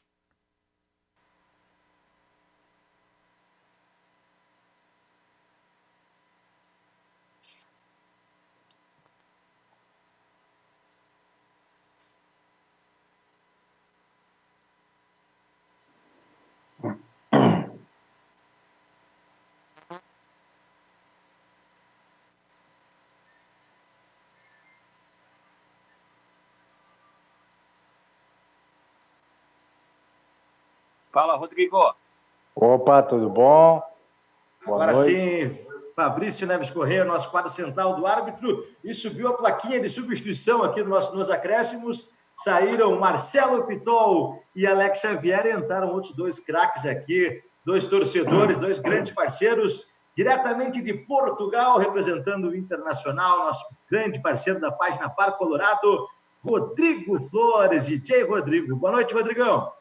Boa noite, Júlio. Boa noite a todos os participantes do programa e aos nossos espectadores, em especial a torcida colorada, né? Valeu demais, Rodrigão. E mais um gremista se somando aqui ao time, junto com o Dennis Pools, grande Caju Tricolor. Boa noite, Caju. Boa noite, Júlio. Boa noite, Nação Tricolor. E hoje vamos falar muito de Grêmio, hein?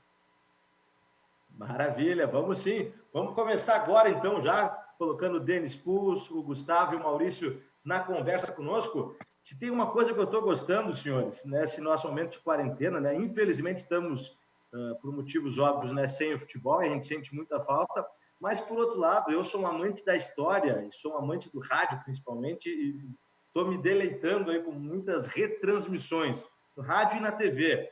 Mas começando pelo rádio, ontem à tarde a Rádio Guaíba retransmitiu, né, a final do Mundial de 83, Grêmio e Hamburgo, título tricolor conquistado e com 2 gols do Renato Portaluppi.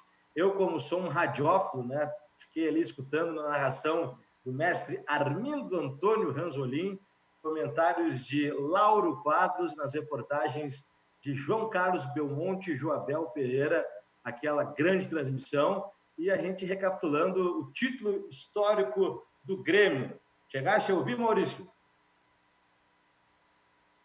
Sim, eu ouvi, estava passando vários jogos, passou a Batalha dos Aflitos, depois o Grenal de 2007, na final no Beira-Rio, de 1-1, e ao mesmo tempo estava dando essa retrospectiva, a narração completa, né? E daí até me emocionei, porque eu comecei a acompanhar o rádio com meu avô. Ele ficava nervoso, ele não podia ouvir o rádio. Daí eu ia lá, Maurício, eu com 5, 6 anos de idade, ouve lá, vê quanto é que tá o resultado e diz quem tá melhor no jogo.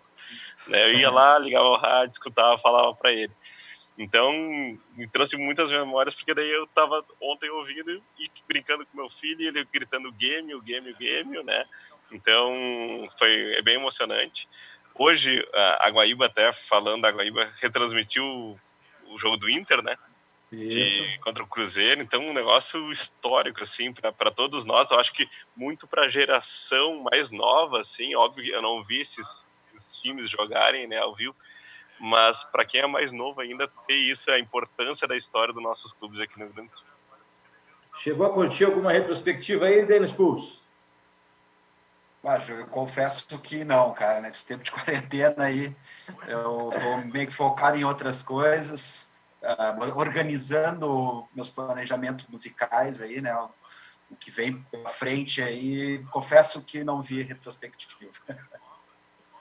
Ô Caju, eu vi ontem, como o Maurício falou, não só essa retransmissão do rádio que eu ouvi, mas a Batalha dos Aflitos, né? Já que hoje é o dia do goleiro, o Grêmio tem uma idolatria totalmente merecida ao Galato, né? Que fez aquele milagre na época da Batalha dos Aflitos. Tá desligado o teu microfone aí, Caju.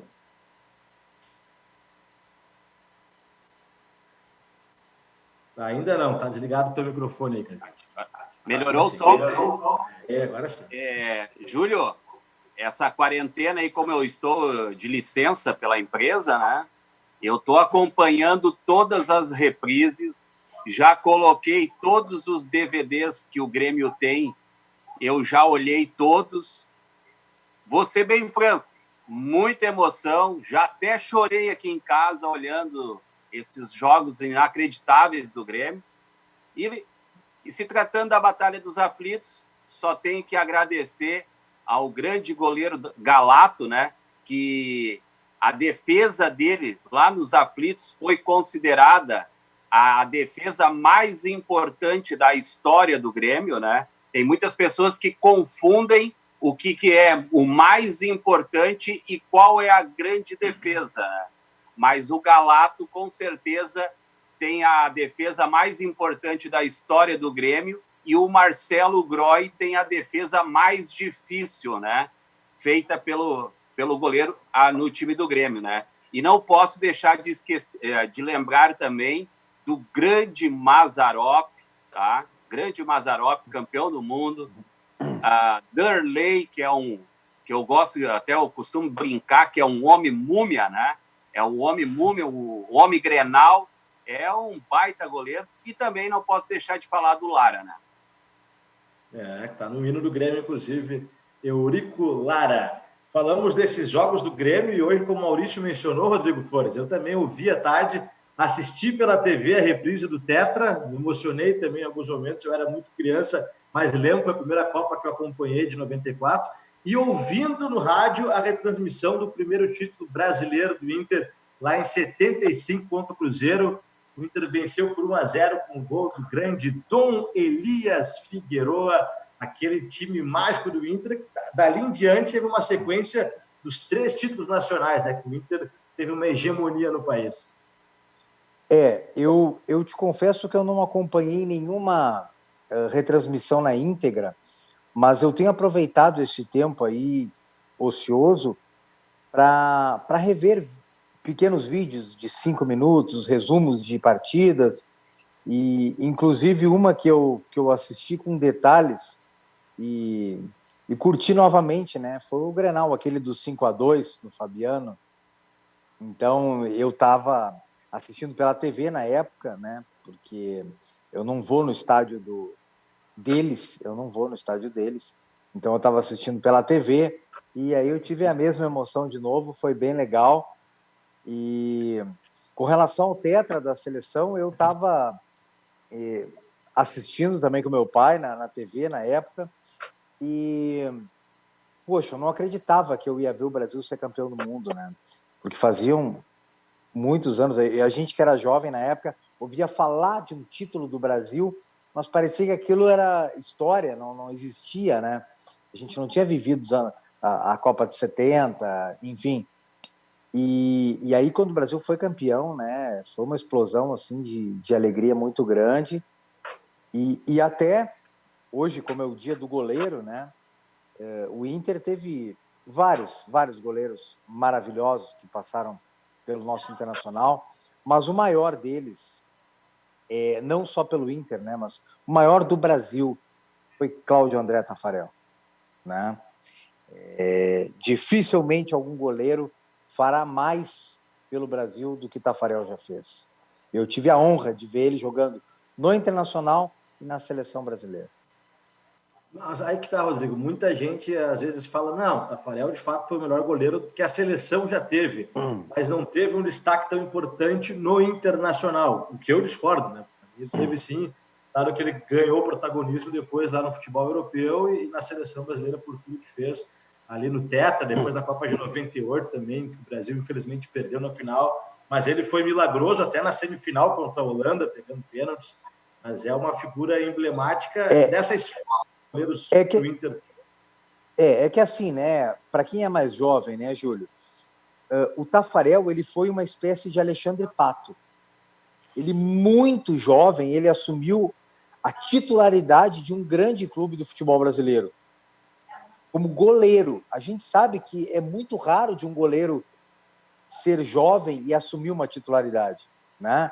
Um lateral direito, isso é mais simples, mas goleiro é muito raro, né? E o Taffarel foi titular do Internacional muito jovem, né? Então, assim, a carreira dele no Inter foi meteórica. Por quê? Pela extrema qualidade dele. Assim como o Alexandre Pato, na época também, esses jogadores extra classe, via de regra, eles duram pouco nos nossos clubes, né? O próprio Ronaldinho Gaúcho, no Grêmio também, é um extra classe, então ele não fica 5, 6 anos ali no clube, é difícil, né? O Taffarel também deu o azar de pegar uma fase do Internacional bem sofrida, né? Então não é culpa dele que ele não conquistou título internacional, né? E aí como é que tu vai não ter orgulho do maior goleiro da história do Brasil ser colorado, ser da base, ter saído do Internacional? Ele foi convocado para a seleção brasileira porque estava no Internacional, né? Agora, claro, se tu medir o que ele fez pela seleção, é infinitamente maior, porque o que ele fez pela seleção é gigantesco, né? É gigantesco. Então não tem como comparar mesmo, né? Ô, Júlio, se me permitir, eu sei que o Gustavo quer falar também sobre o Internacional, mas eu queria fazer até uma correlação pelo que o Rodrigo falou, né? Do Taffarel e do Alisson, né? São dois goleiros formados no Inter que o time nas duas épocas não estava bem, né? Apesar do Inter ter ido numa semifinal de Libertadores, mas não chegou, né? E os dois com uma característica muito importante, que é a colocação. Não são goleiros que fazem aquelas defesas milagrosas, que se atiram, que nem louco, não. É colocação, posicionamento. E eu falando nas lives que eu faço no MW Futebol, né, com preparadores de goleiro, dizem 50% é colocação, né? Então, 50%, se o goleiro tiver colocação, ele vira profissional. Não importa se ele tem 1,80 m, 2 metros. Né? E o resto é o trabalho e tudo mais, mas é a colocação. E eu vejo muita similaridade, tanto na história do Taffarel e do Alisson, como no estilo de jogo dos dois, né? Verdade, bem observado. Hoje o Alisson é o melhor goleiro do mundo. E aí, Gustavo, quem foi para ti o melhor goleiro do Internacional? Eu, infelizmente, não tive a oportunidade de assistir o Tafarel jogando na época, no Inter, né? Eu acompanhei ele na época já de seleção, né? Então, 94, também criança, também assisti minha primeira Copa com o Tafarel e tive orgulho demais também de saber que já tinha jogado no Inter também, na época já não estava mais jogando pro Inter.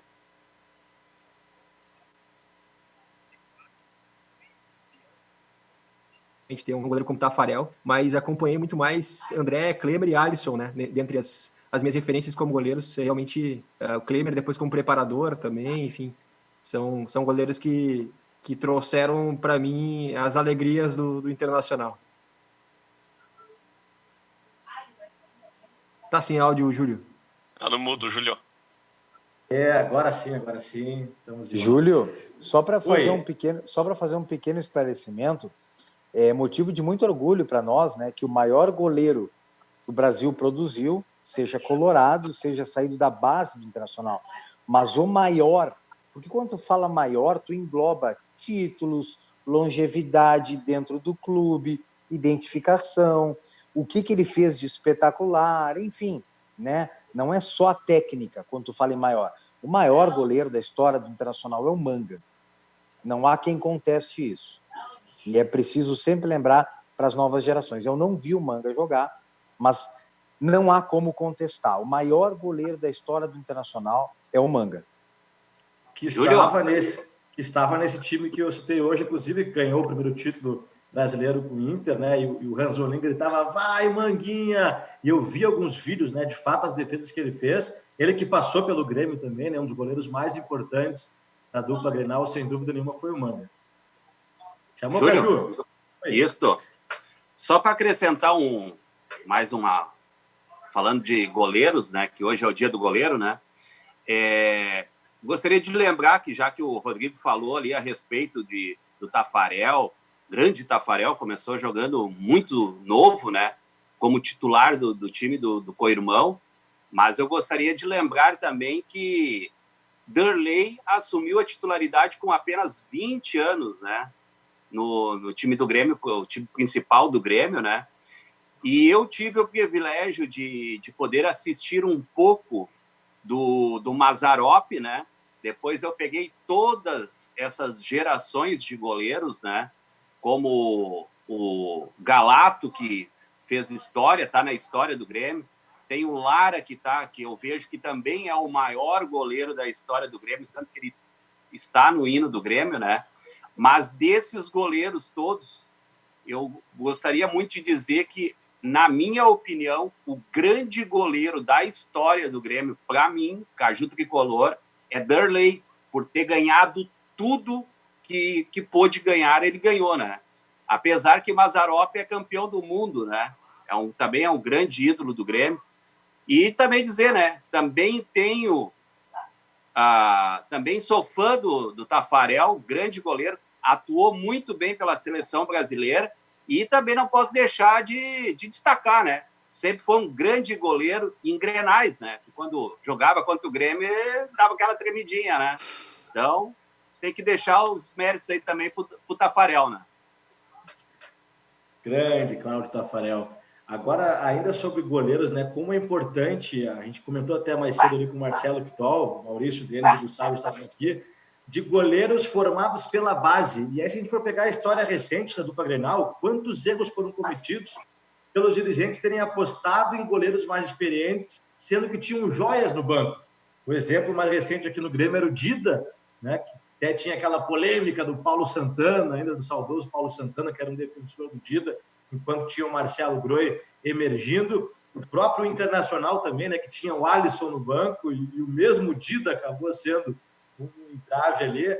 Mas anteriormente, lá em 2007, na Libertadores, o Grêmio trouxe o Sarra, teve o Galato, teve o Cássio um pouco antes, o próprio Groi já estava no time. Eu lembro do Inter quando trouxe o Abonanzieri. Enfim, citei nomes de alguns medalhões, entre aspas, que acabaram muitas vezes segurando o crescimento dos guris que poderiam dar muito mais certo, como deram de fato, né? Com certeza, Pode a falar. base é cria dos dois, né?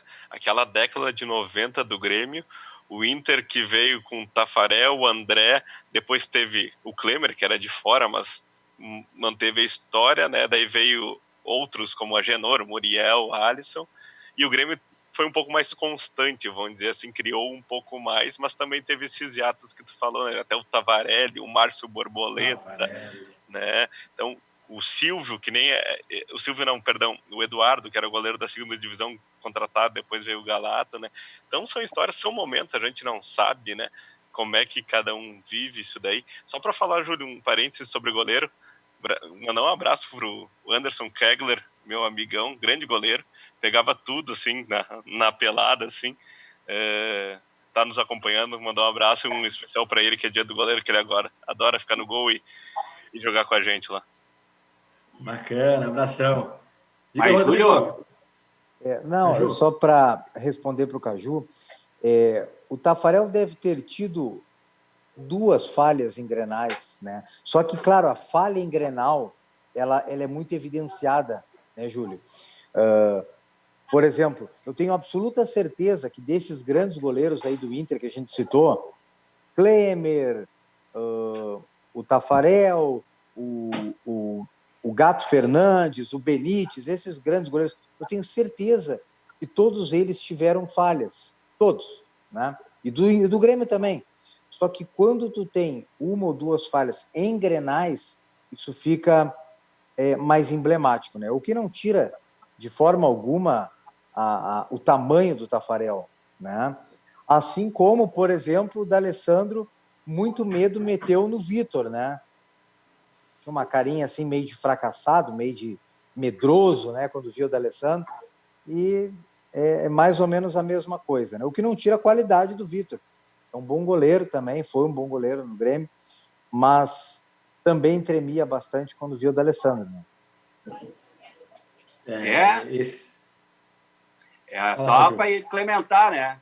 O Vitor não é cria da casa, né? E continua amarelando pro D'Alessandro. Então, o Vitor, que segue a grande carreira dele, baita goleiro, honrou a camisa do Grêmio, mas faz parte. Agora, as crias da casa estão sempre lá, firme em Grenais, tanto que nós temos o Darley aí, que é o homem Grenal, o cara que ganhou tudo.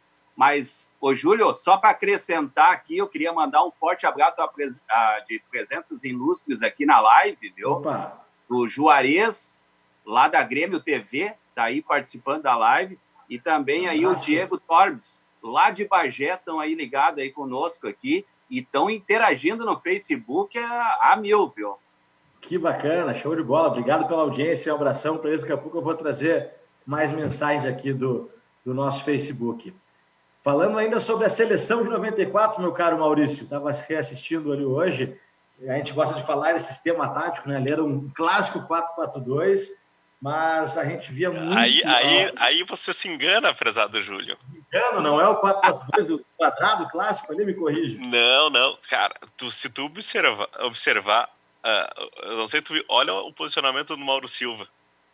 O Mauro Silva estava bem na frente dos 2 zagueiros, e daí na frente tinha uma linha de 3, que era o Zinho, Mazinho e o Dunga. O Dunga jogando fino da bola, só que o Mauro Silva é o cão de guarda. Eu até escrevi no MW Futebol, ano passado, ano retrasado, as retrospectivas das Copas. Eu acho a Copa de 94 a melhor de todos os tempos, pelo contexto de jogadores e seleções, tá? Tem um pouco de saudosismo, eu tinha 10 anos de idade, também aquilo que o Rodrigo falou, o Brasil nunca vai ser campeão do mundo, nunca foi, faz 24 anos que gente jovem não acreditava. Mas eu reparei, eu vi todos os jogos que passou na televisão da Copa de 94, e o Mauro Silva era um jogador 1, o atual 1 no futebol, tá? Ele era esse cara, tinha essa linha de 2, às vezes o Zinho avançava, né, na frente do losango, tá? Dunga, Mazinho, Zinho e o Mauro Silva aqui, e o Bebeto e o Romário lá. Mas eu acho que esse 4-4-2 clássico em linha não era um 4-4-2 mais em losango, ou um 4-1-3-2, assim, variava-se esse esquema aí. Dali, então, surgiu a inspiração do Eduardo Cudê, Rodrigo Flores. Eu ia Mauro Silva era o busto. Eu ia interromper agora para dizer exatamente isso. O Mauro Silva era um musto, só que ele jogava um pouco à frente dos zagueiros. O Cudê faz ao contrário, né? Os zagueiros saem e o musto fica. Eu até acho que, por exemplo, se o Dourado voltasse em grande nível, ele seria o meu titular e o Dourado jogaria exatamente onde o Mauro Silva jogou na Copa de 94, um pouco à frente dos zagueiros. Eu acho que ele seria o homem perfeito para fazer essa função. Sim, aí. Com certeza. Né? Não atrás dos zagueiros como o Múcio joga, um pouco à frente. Eu acho que seria o cara para fazer essa posição aí.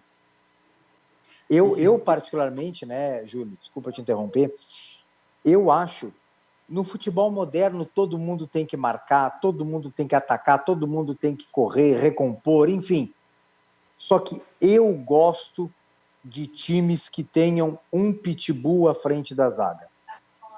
Verdade. É um clássico. Vou dar um exemplo assim, a torcida do Inter é apaixonada pelo volante Sandro, aquele que jogou no Inter. É um baita volante, mas assim, deixava muitos buracos. Então, assim, tu pega, por exemplo, o Inter campeão tinha um Edinho. Cara, o Edinho consagrou ali o Bolívar em vários momentos. Uma zaga bem protegida é uma zaga boa, protegida é uma zaga muito boa. Né? O Grêmio tinha o Dinho, né? Na época que foi campeão.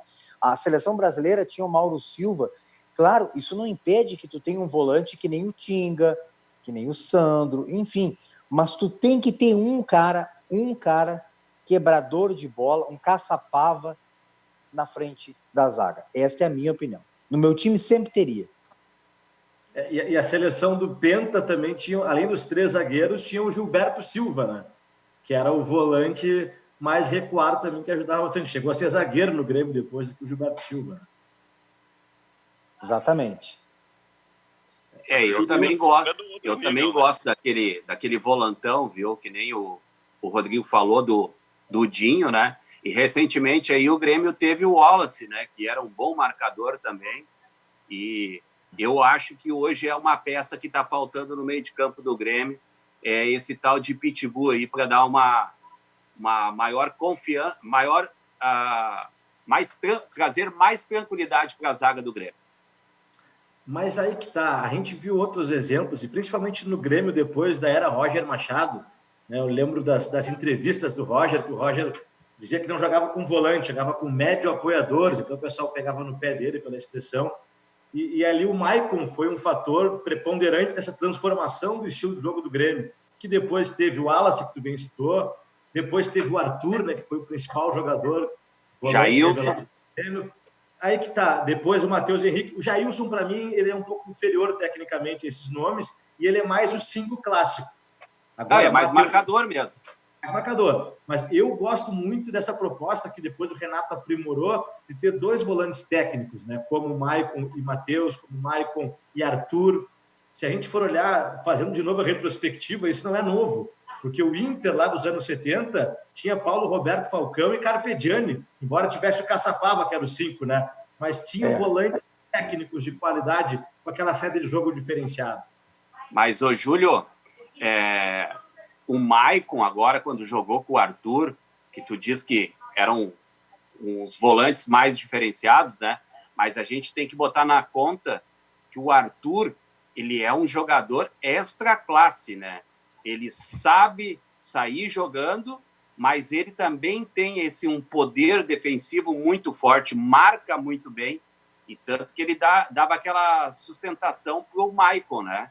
E depois que o Matheus Henrique, ele não é tão forte na marcação, ele sabe sair jogando, tem muita qualidade com a bola no pé, aí eu acho que o meio de campo ficou um pouco mais frágil, mas agora com a chegada do Lucas Silva, o meio de campo já vai dar uma melhor qualidade, mais poder de marcação.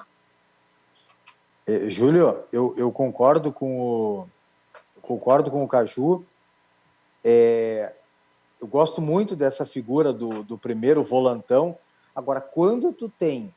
Aí depende do grupo que tu tem, né, Caju? Porque Como aqui no Rio Grande do Sul, no Brasil, infelizmente, os treinadores não contratam quem eles querem. O clube contrata quem ele pode, né? É verdade. Então, assim, agora, quando tu tem 2 volantes de extrema qualidade, que aí é a exceção da regra, aí eu concordo que pode dar certo sem o volantão tradicional. Por exemplo, tu tinha no Inter Tinga e Magrão. Bom, mas daí não é qualquer 2 volantes, né? Aí tu tem Tinga e Magrão, né? Ele citou aí o Maicon e o Arthur. Mas, do contrário, na dúvida, fecha o cadeado. Tem que ter um volante à frente da zaga, se preocupando em proteger a zaga. A não ser uma situação dessa que tu tem algum extra classe ali, né? Tinga, Magrão, enfim, o Arthur. Bom, mas aí também, nós estamos falando de jogadores diferenciados, né? Só para acrescentar mais uma coisinha, aproveitando que eu estou com a camisa aqui de 95, né?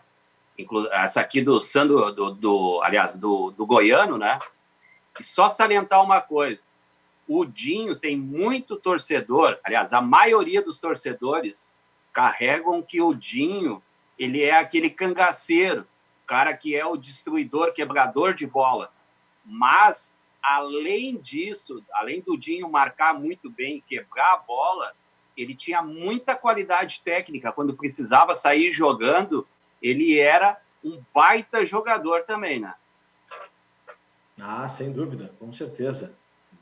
O Dinho e o próprio Goiano, né? Acho que os 2 volantes do Grêmio naquela época ali eram muito qualificados. E aí entra do Jailson, né? Que o Jailson não tinha toda essa qualidade técnica, mas na marcação ele era muito forte. Agora, lá na Série B, eu sei que o Denis Puz era muito fã do Sandro Goiano, né, Denis?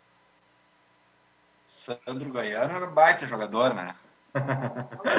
Era o legítimo 5, né? Era o legítimo 5 ali. Mas que tinha do seu lado o Lucas Leiva, né? Grande volante, estava sendo revelado pelo Grêmio naquela ocasião. Muita gente subestima aquele time, inclusive, lá de 2007, vice-campeão da Libertadores, mas tinha algumas figuras muito importantes como o Lucas, né, Maurício? Com certeza, estava começando, né? E naquele ano o Lucas foi escolhido o melhor jogador da bola de ouro do Brasileirão. Mas não vamos esquecer que em 2005 tinha o Nunes, né? Era Nunes, Lucas Leiva e Sandro. O Sandro, eu até vendo o jogo ontem, o Sandro era o cara que chegava mais no ataque com o Lucas. O Nunes que era o pitbull, assim. Mas, claro, daí no outro ano, o Lucas era mais reserva na Libertadores, que o titular era o Gavilã. Era Gavilã e Sandro Goiano. O Lucas entrava muito bem e tal, mas não era o titular absoluto. Eu tenho uma teoria, mas eu vou ficar horas falando sobre a questão do volantão nos dias de hoje, né? Mas eu acho que tudo depende do sistema, né? Se a gente tem um sistema compacto, acho que não precisa ter o volante. É o que o Pitol estava falando antes no primeiro quadro. Se tiver os jogadores que se encaixam, cara, a característica é pouco importa, tem que se encaixar um no outro, no sistema um com o outro. Daqui a pouco eu quero saber de ti, Maurício, se tu acha que nesse Grêmio atual existe espaço ainda para o Maicon titular. Guarda para depois essa resposta aí, por favor. Eu quero ouvir mais música aí com o nosso amigo Gustavo Falavena. Pode ser, Gustavo? Claro, sempre. Estamos aí para isso. Vou tocar mais uma música autoral que chama Lema da Montanha. E aí tá nas plataformas digitais já desde o ano passado também. Então, quem quiser conhecer um pouco mais, é só entrar lá, Gustavo Falavena, Lema da Montanha.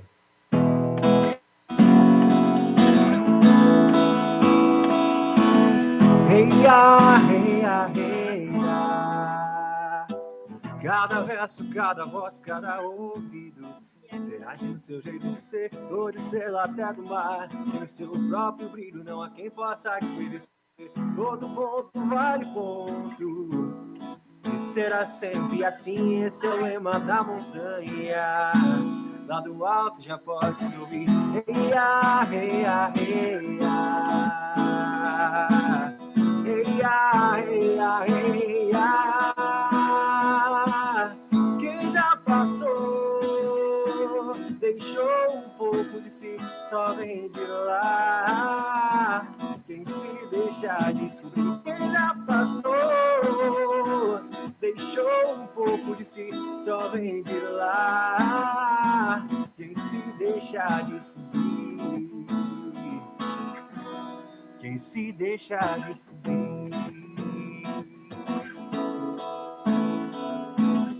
Reia, reia, reia, esse é o lema da montanha. Muito bom, show de bola. Parabéns, Gustavo. Sigam lá o Gustavo Falavena no Instagram e também nos aplicativos aí de música. Vale muito a pena. Baita música. Show de bola. Parabéns aí, Gustavo. Falhou a conexão, Gustavo, ali. Júlio? Diga, Rodrigo. Já que a gente estava falando em volante, né? Volantão, quebrador de bola, ou volante mais qualificado, que sabe sair jogando, vamos resumir o volante no melhor volante, melhor camisa 5 que o Brasil já teve, Paulo Roberto Falcão. Concordo contigo, com certeza. Maior volante que o Brasil já produziu e um volante citado nas seleções do mundo. Do mundo. Quando se cita assim, os melhores ponteiros esquerdos, os melhores laterais, os melhores volantes do planeta Terra de todos os tempos, Paulo Roberto Falcão está entre eles. Com certeza, assina embaixo. Até esses dias eu estava assistindo, falando em reprise de novo, né? A seleção de 82, que é um longo debate, que tem gente que diz que ela é superestimada, mas, de fato, alguns jogos que eu pude assistir, no papel, era um time totalmente diferenciado, né? E que tinha o Falcão entre os seus protagonistas. Eu vou te dar a minha opinião. Eu era uma criança, eu tinha 8 anos na época, eu assisti toda a Copa, chorei muito quando o Brasil perdeu, porque era uma seleção que encantava. Essa é a palavra. É uma seleção, assim, parecia que era um futebol, como é que eu vou dizer, um teatro. Parecia que tinham montado um teatro ali. Tudo funcionava como uma engrenagem perfeita. Aquela seleção, na minha opinião, teve um erro. Eu sempre digo o seguinte, ó, tu pode ter um time ajeitado, um time bom, cheio de craques, mas se tu tiver um cara, perna de pau, um ruim, às vezes tu paga um preço por isso. O Grêmio, por exemplo, pagou o preço com o Bressan. Sim. Né? O Grêmio fez uma campanha para ser campeão e tinha o Bressan, que não poderia vestir a camisa do Grêmio. Estava lá, entregou um título. Né? O Brasil cometeu um erro gravíssimo. Eu não sei quem é que era para ser convocado, porque eu era muito criança na época, mas o Brasil tinha um frangueiro no gol. O Valdir Pérez era um frangueiro. O goleiro de São Paulo era um frangueiro. Não condiz com a grandeza dos goleiros do futebol brasileiro. E tinha 10 craques e um frangueiro. E foi graças ao frangueiro que nós caímos fora da Copa do Mundo. E um grande time começa por um grande goleiro.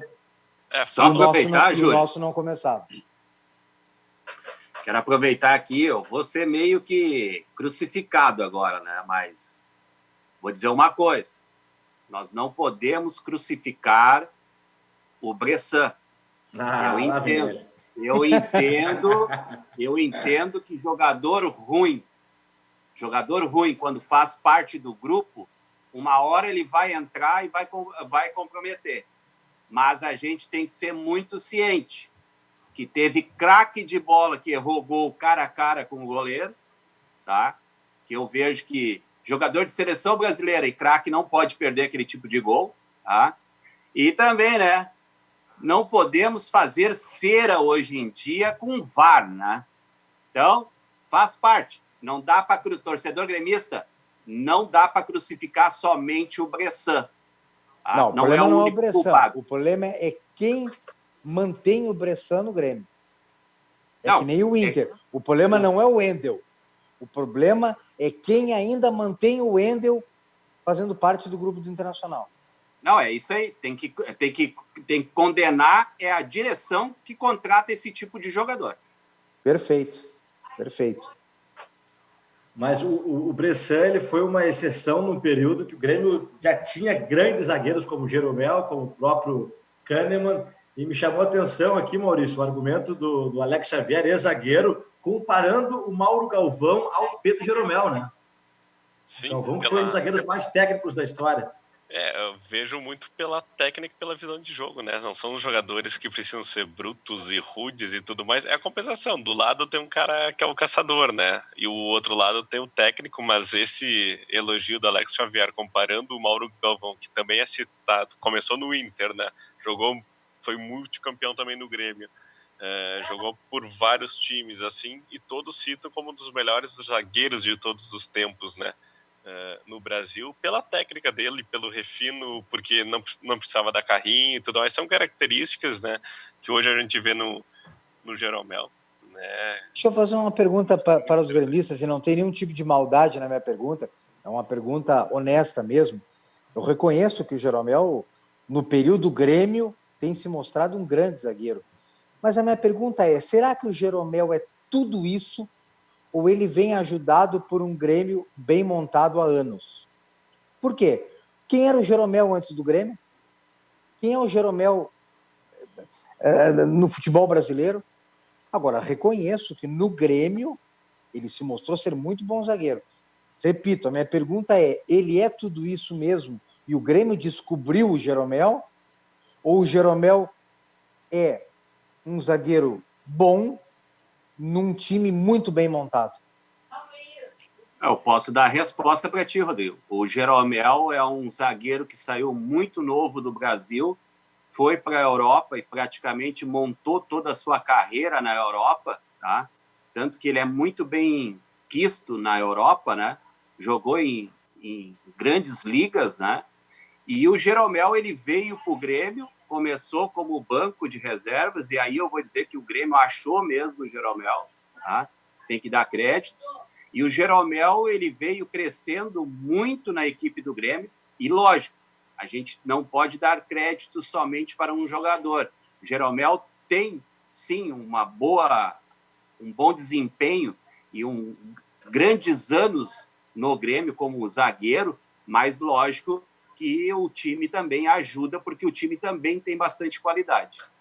Sabe por que eu te pergunto isso? E estou perguntando de alma branca, que não é nenhum tipo de provocação. É uma dúvida que eu tenho, realmente. O Jeromel do Grêmio é muito bom jogador. Mas, por exemplo, ele chegou no Grêmio com o slogan de pior zagueiro do mundo, né? Deve lembrar disso, né? Dito por um jornalista italiano, uma coisa assim, né? O cara falou, olha, esse zagueiro aí, o Grêmio contratou o pior, uma coisa assim, eu não me lembro exatamente, mas é por aí. E aqui ele se mostrou bem ao contrário. Mas daí não dá para dar muito crédito a esse jornalista aí, porque também teve jornalista do exterior que elegeu o Jonas como o pior atacante do mundo, e o Jonas até pouco tempo atrás na Europa era o grande Jonas, né? Fez uma carreira na Europa, né?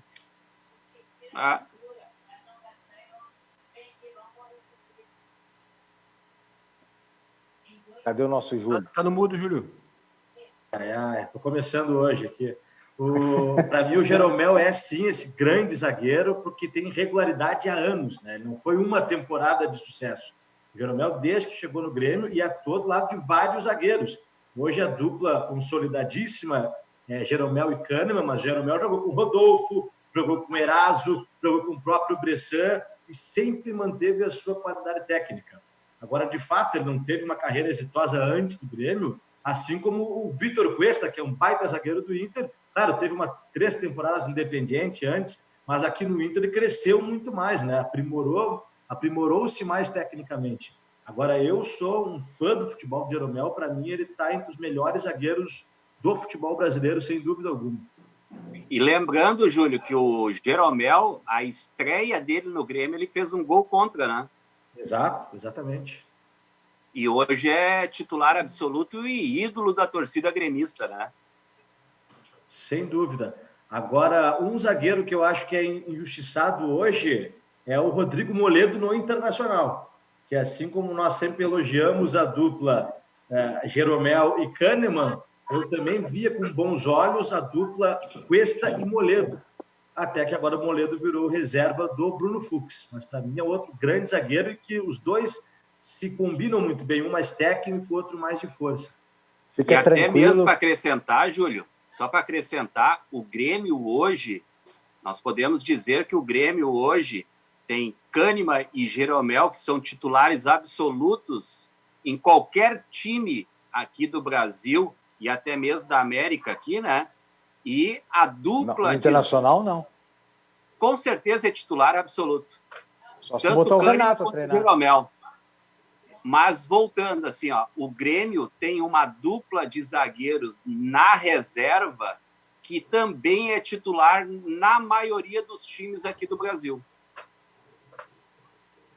Que é o David Braz e o Paulo Miranda. Paulo Miranda.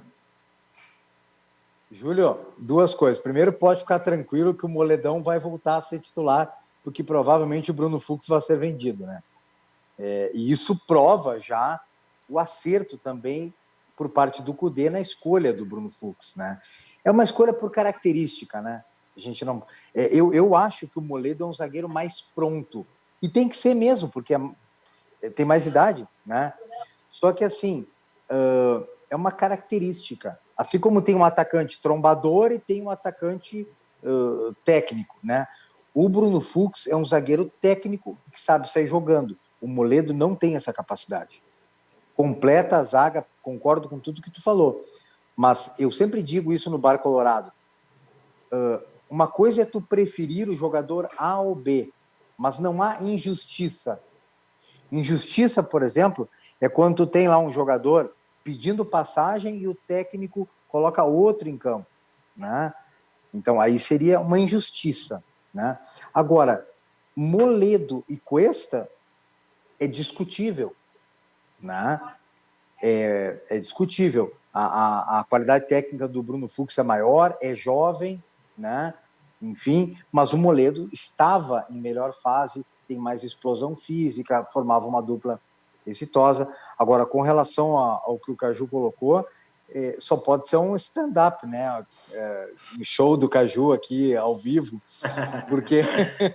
porque o Kahneman tirar o lugar do Cuesta só se for no cinema, para sentar, por gentileza do Cuesta, ele levanta e dá o lugar para o Kahneman, porque do contrário não tem nível de comparação, né?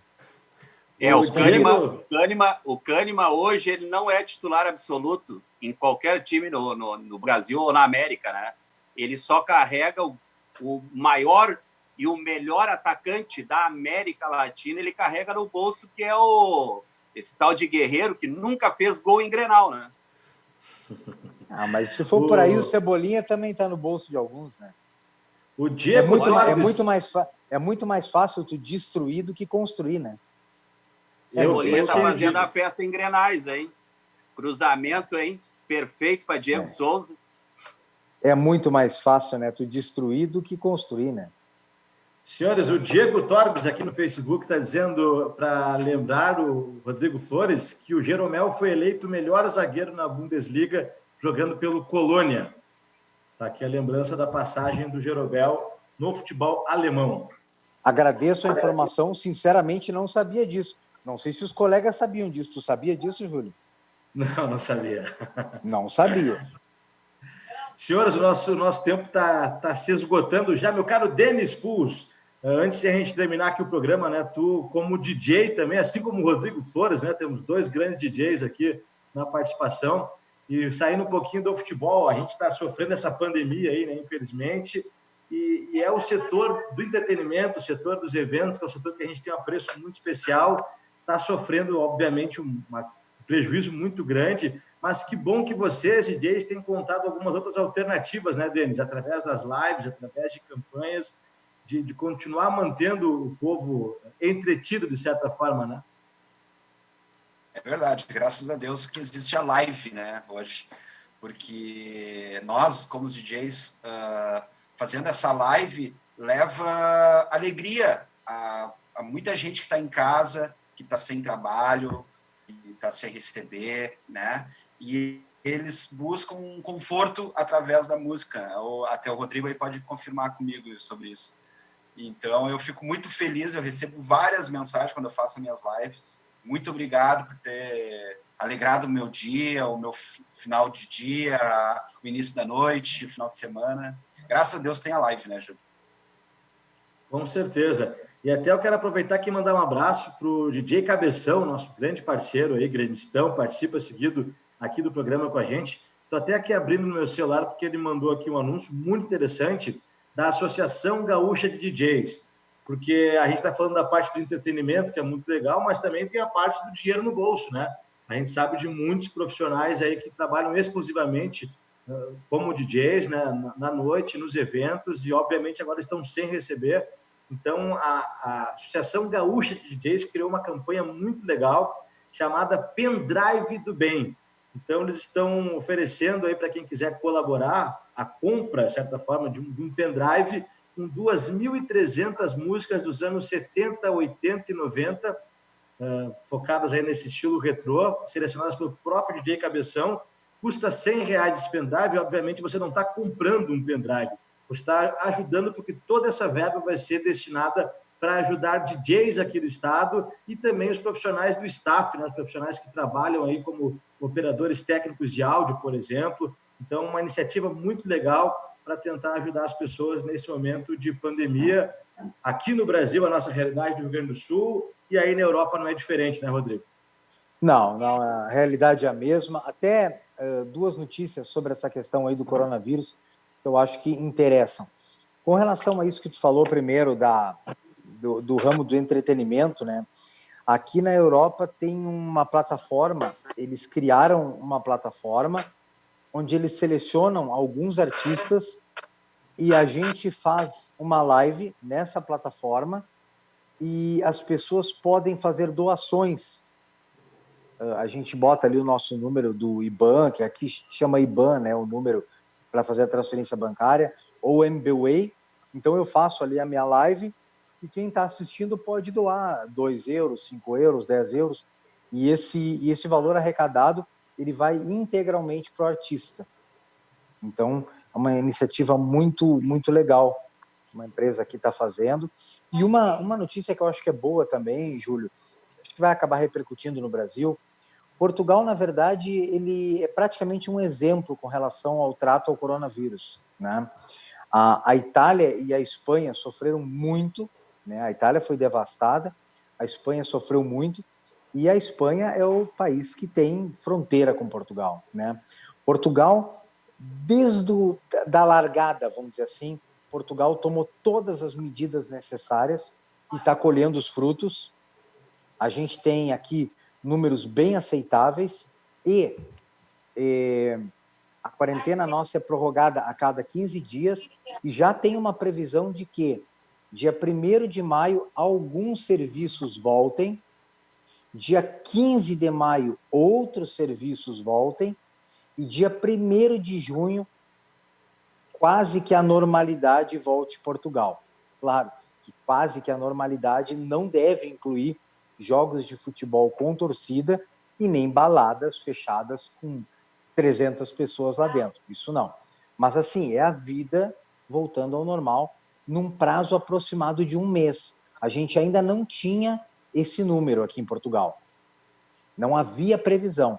Hoje a gente já tem, para que em 3 etapas, a cada 15 dias, a vida comece a voltar ao normal. O que é muito bom, né? Sem dúvida, que bom. Precisamos aí dessas boas notícias. Senhora, Júlio, o tempo está esgotando. Quem chamou? Eu aqui. Isso.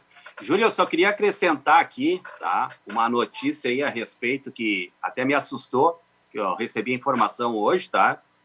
A respeito aí dessa pandemia aí que está acontecendo e que está afetando muitos clubes, não só brasileiros, mas mundiais, né? E uma notícia que me deixou bastante preocupado, que é a emissora que tem as transmissões dos jogos, né? Ela vai pagar apenas 1/3 nesse momento dos direitos de imagem, né, dos jogos, né, de transmissão. E pelo que eu fiquei sabendo também, a Federação Gaúcha, ela também ainda não efetuou o pagamento ainda do gauchão para a dupla Grenal, né?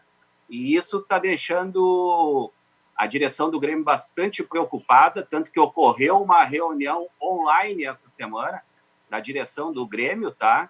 E foi chegado à conclusão que o Grêmio vai ter que vender pelo menos 2 jogadores nessa temporada aí para estar tendo esse fluxo de caixa aí para o Grêmio estar pelo menos fechando mais ou menos positivo o caixa do Grêmio, né? E também quero deixar um parabéns para o técnico Renato Portaluppi, que nesse sábado agora, ele doou 1 tonelada de alimentos para a instituição ali da Restinga, ali, Sociedade... Agora me fugiu o nome, mas é uma ONG ali da Restinga. Então, vou deixar aqui o meu parabéns para o técnico Renato Portaluppi, que sempre faz doações, sempre sem querer aparecer. Isso é bastante elegante. Sem dúvida. Até corroborando também, Barcos e D'Alessandro, aqui na minha cidade de Canoas, fizeram uma ação muito legal, servindo em mais de 300 refeições também para pessoas em vulnerabilidade aqui nesse fim de semana. Senhores, infelizmente esgotou o nosso tempo. Maurício, prazerzão te receber, embora que virtualmente, sempre uma honra contar com o teu conteúdo, com o teu conhecimento com a gente. Muito obrigado. Valeu, Júlio. Abraço a todos. Valeu, abração. DJ Denis Puls, grande presença. Abração, Denis.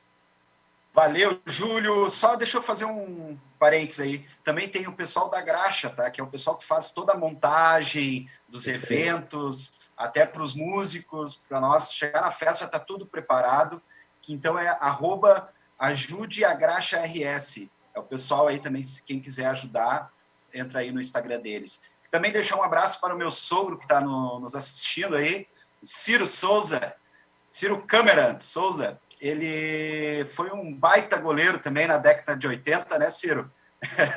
Deixar um grande abraço para ele aí, para minha esposa, que também está assistindo. Um grande abraço para o pessoal, Maurício, Caju, Rodrigo, Gustavo, Julião, valeu. Valeu, Denis, muito obrigado. Rodrigo Flores, diretamente de Portugal, sempre uma honra contar contigo com o Bar Colorado. Obrigado, um pouquinho de sono aqui, já é mais de 2 horas da manhã, mas muito feliz em participar, em dividir a bancada com nossos amigos, né? Sempre é um prazer ajudar.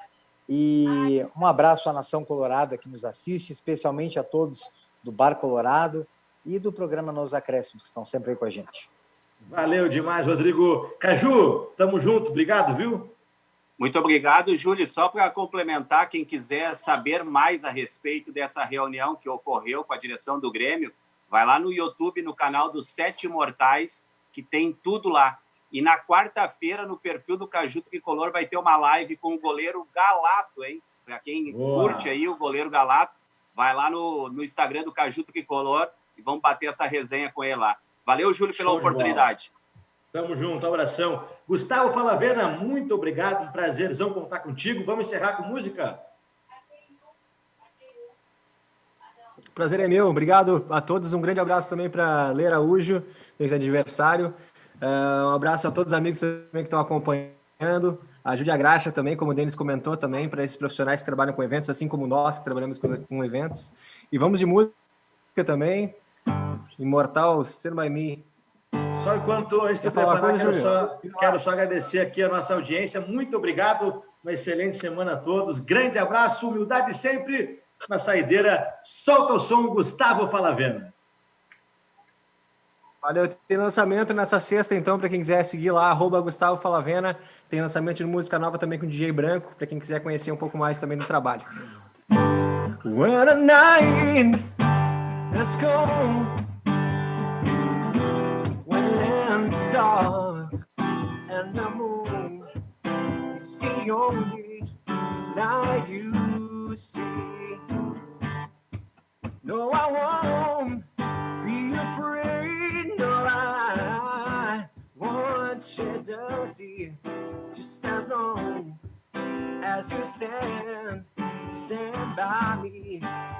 So darling, stand by me. Oh, stand by me. Yeah, stand by me. Stand by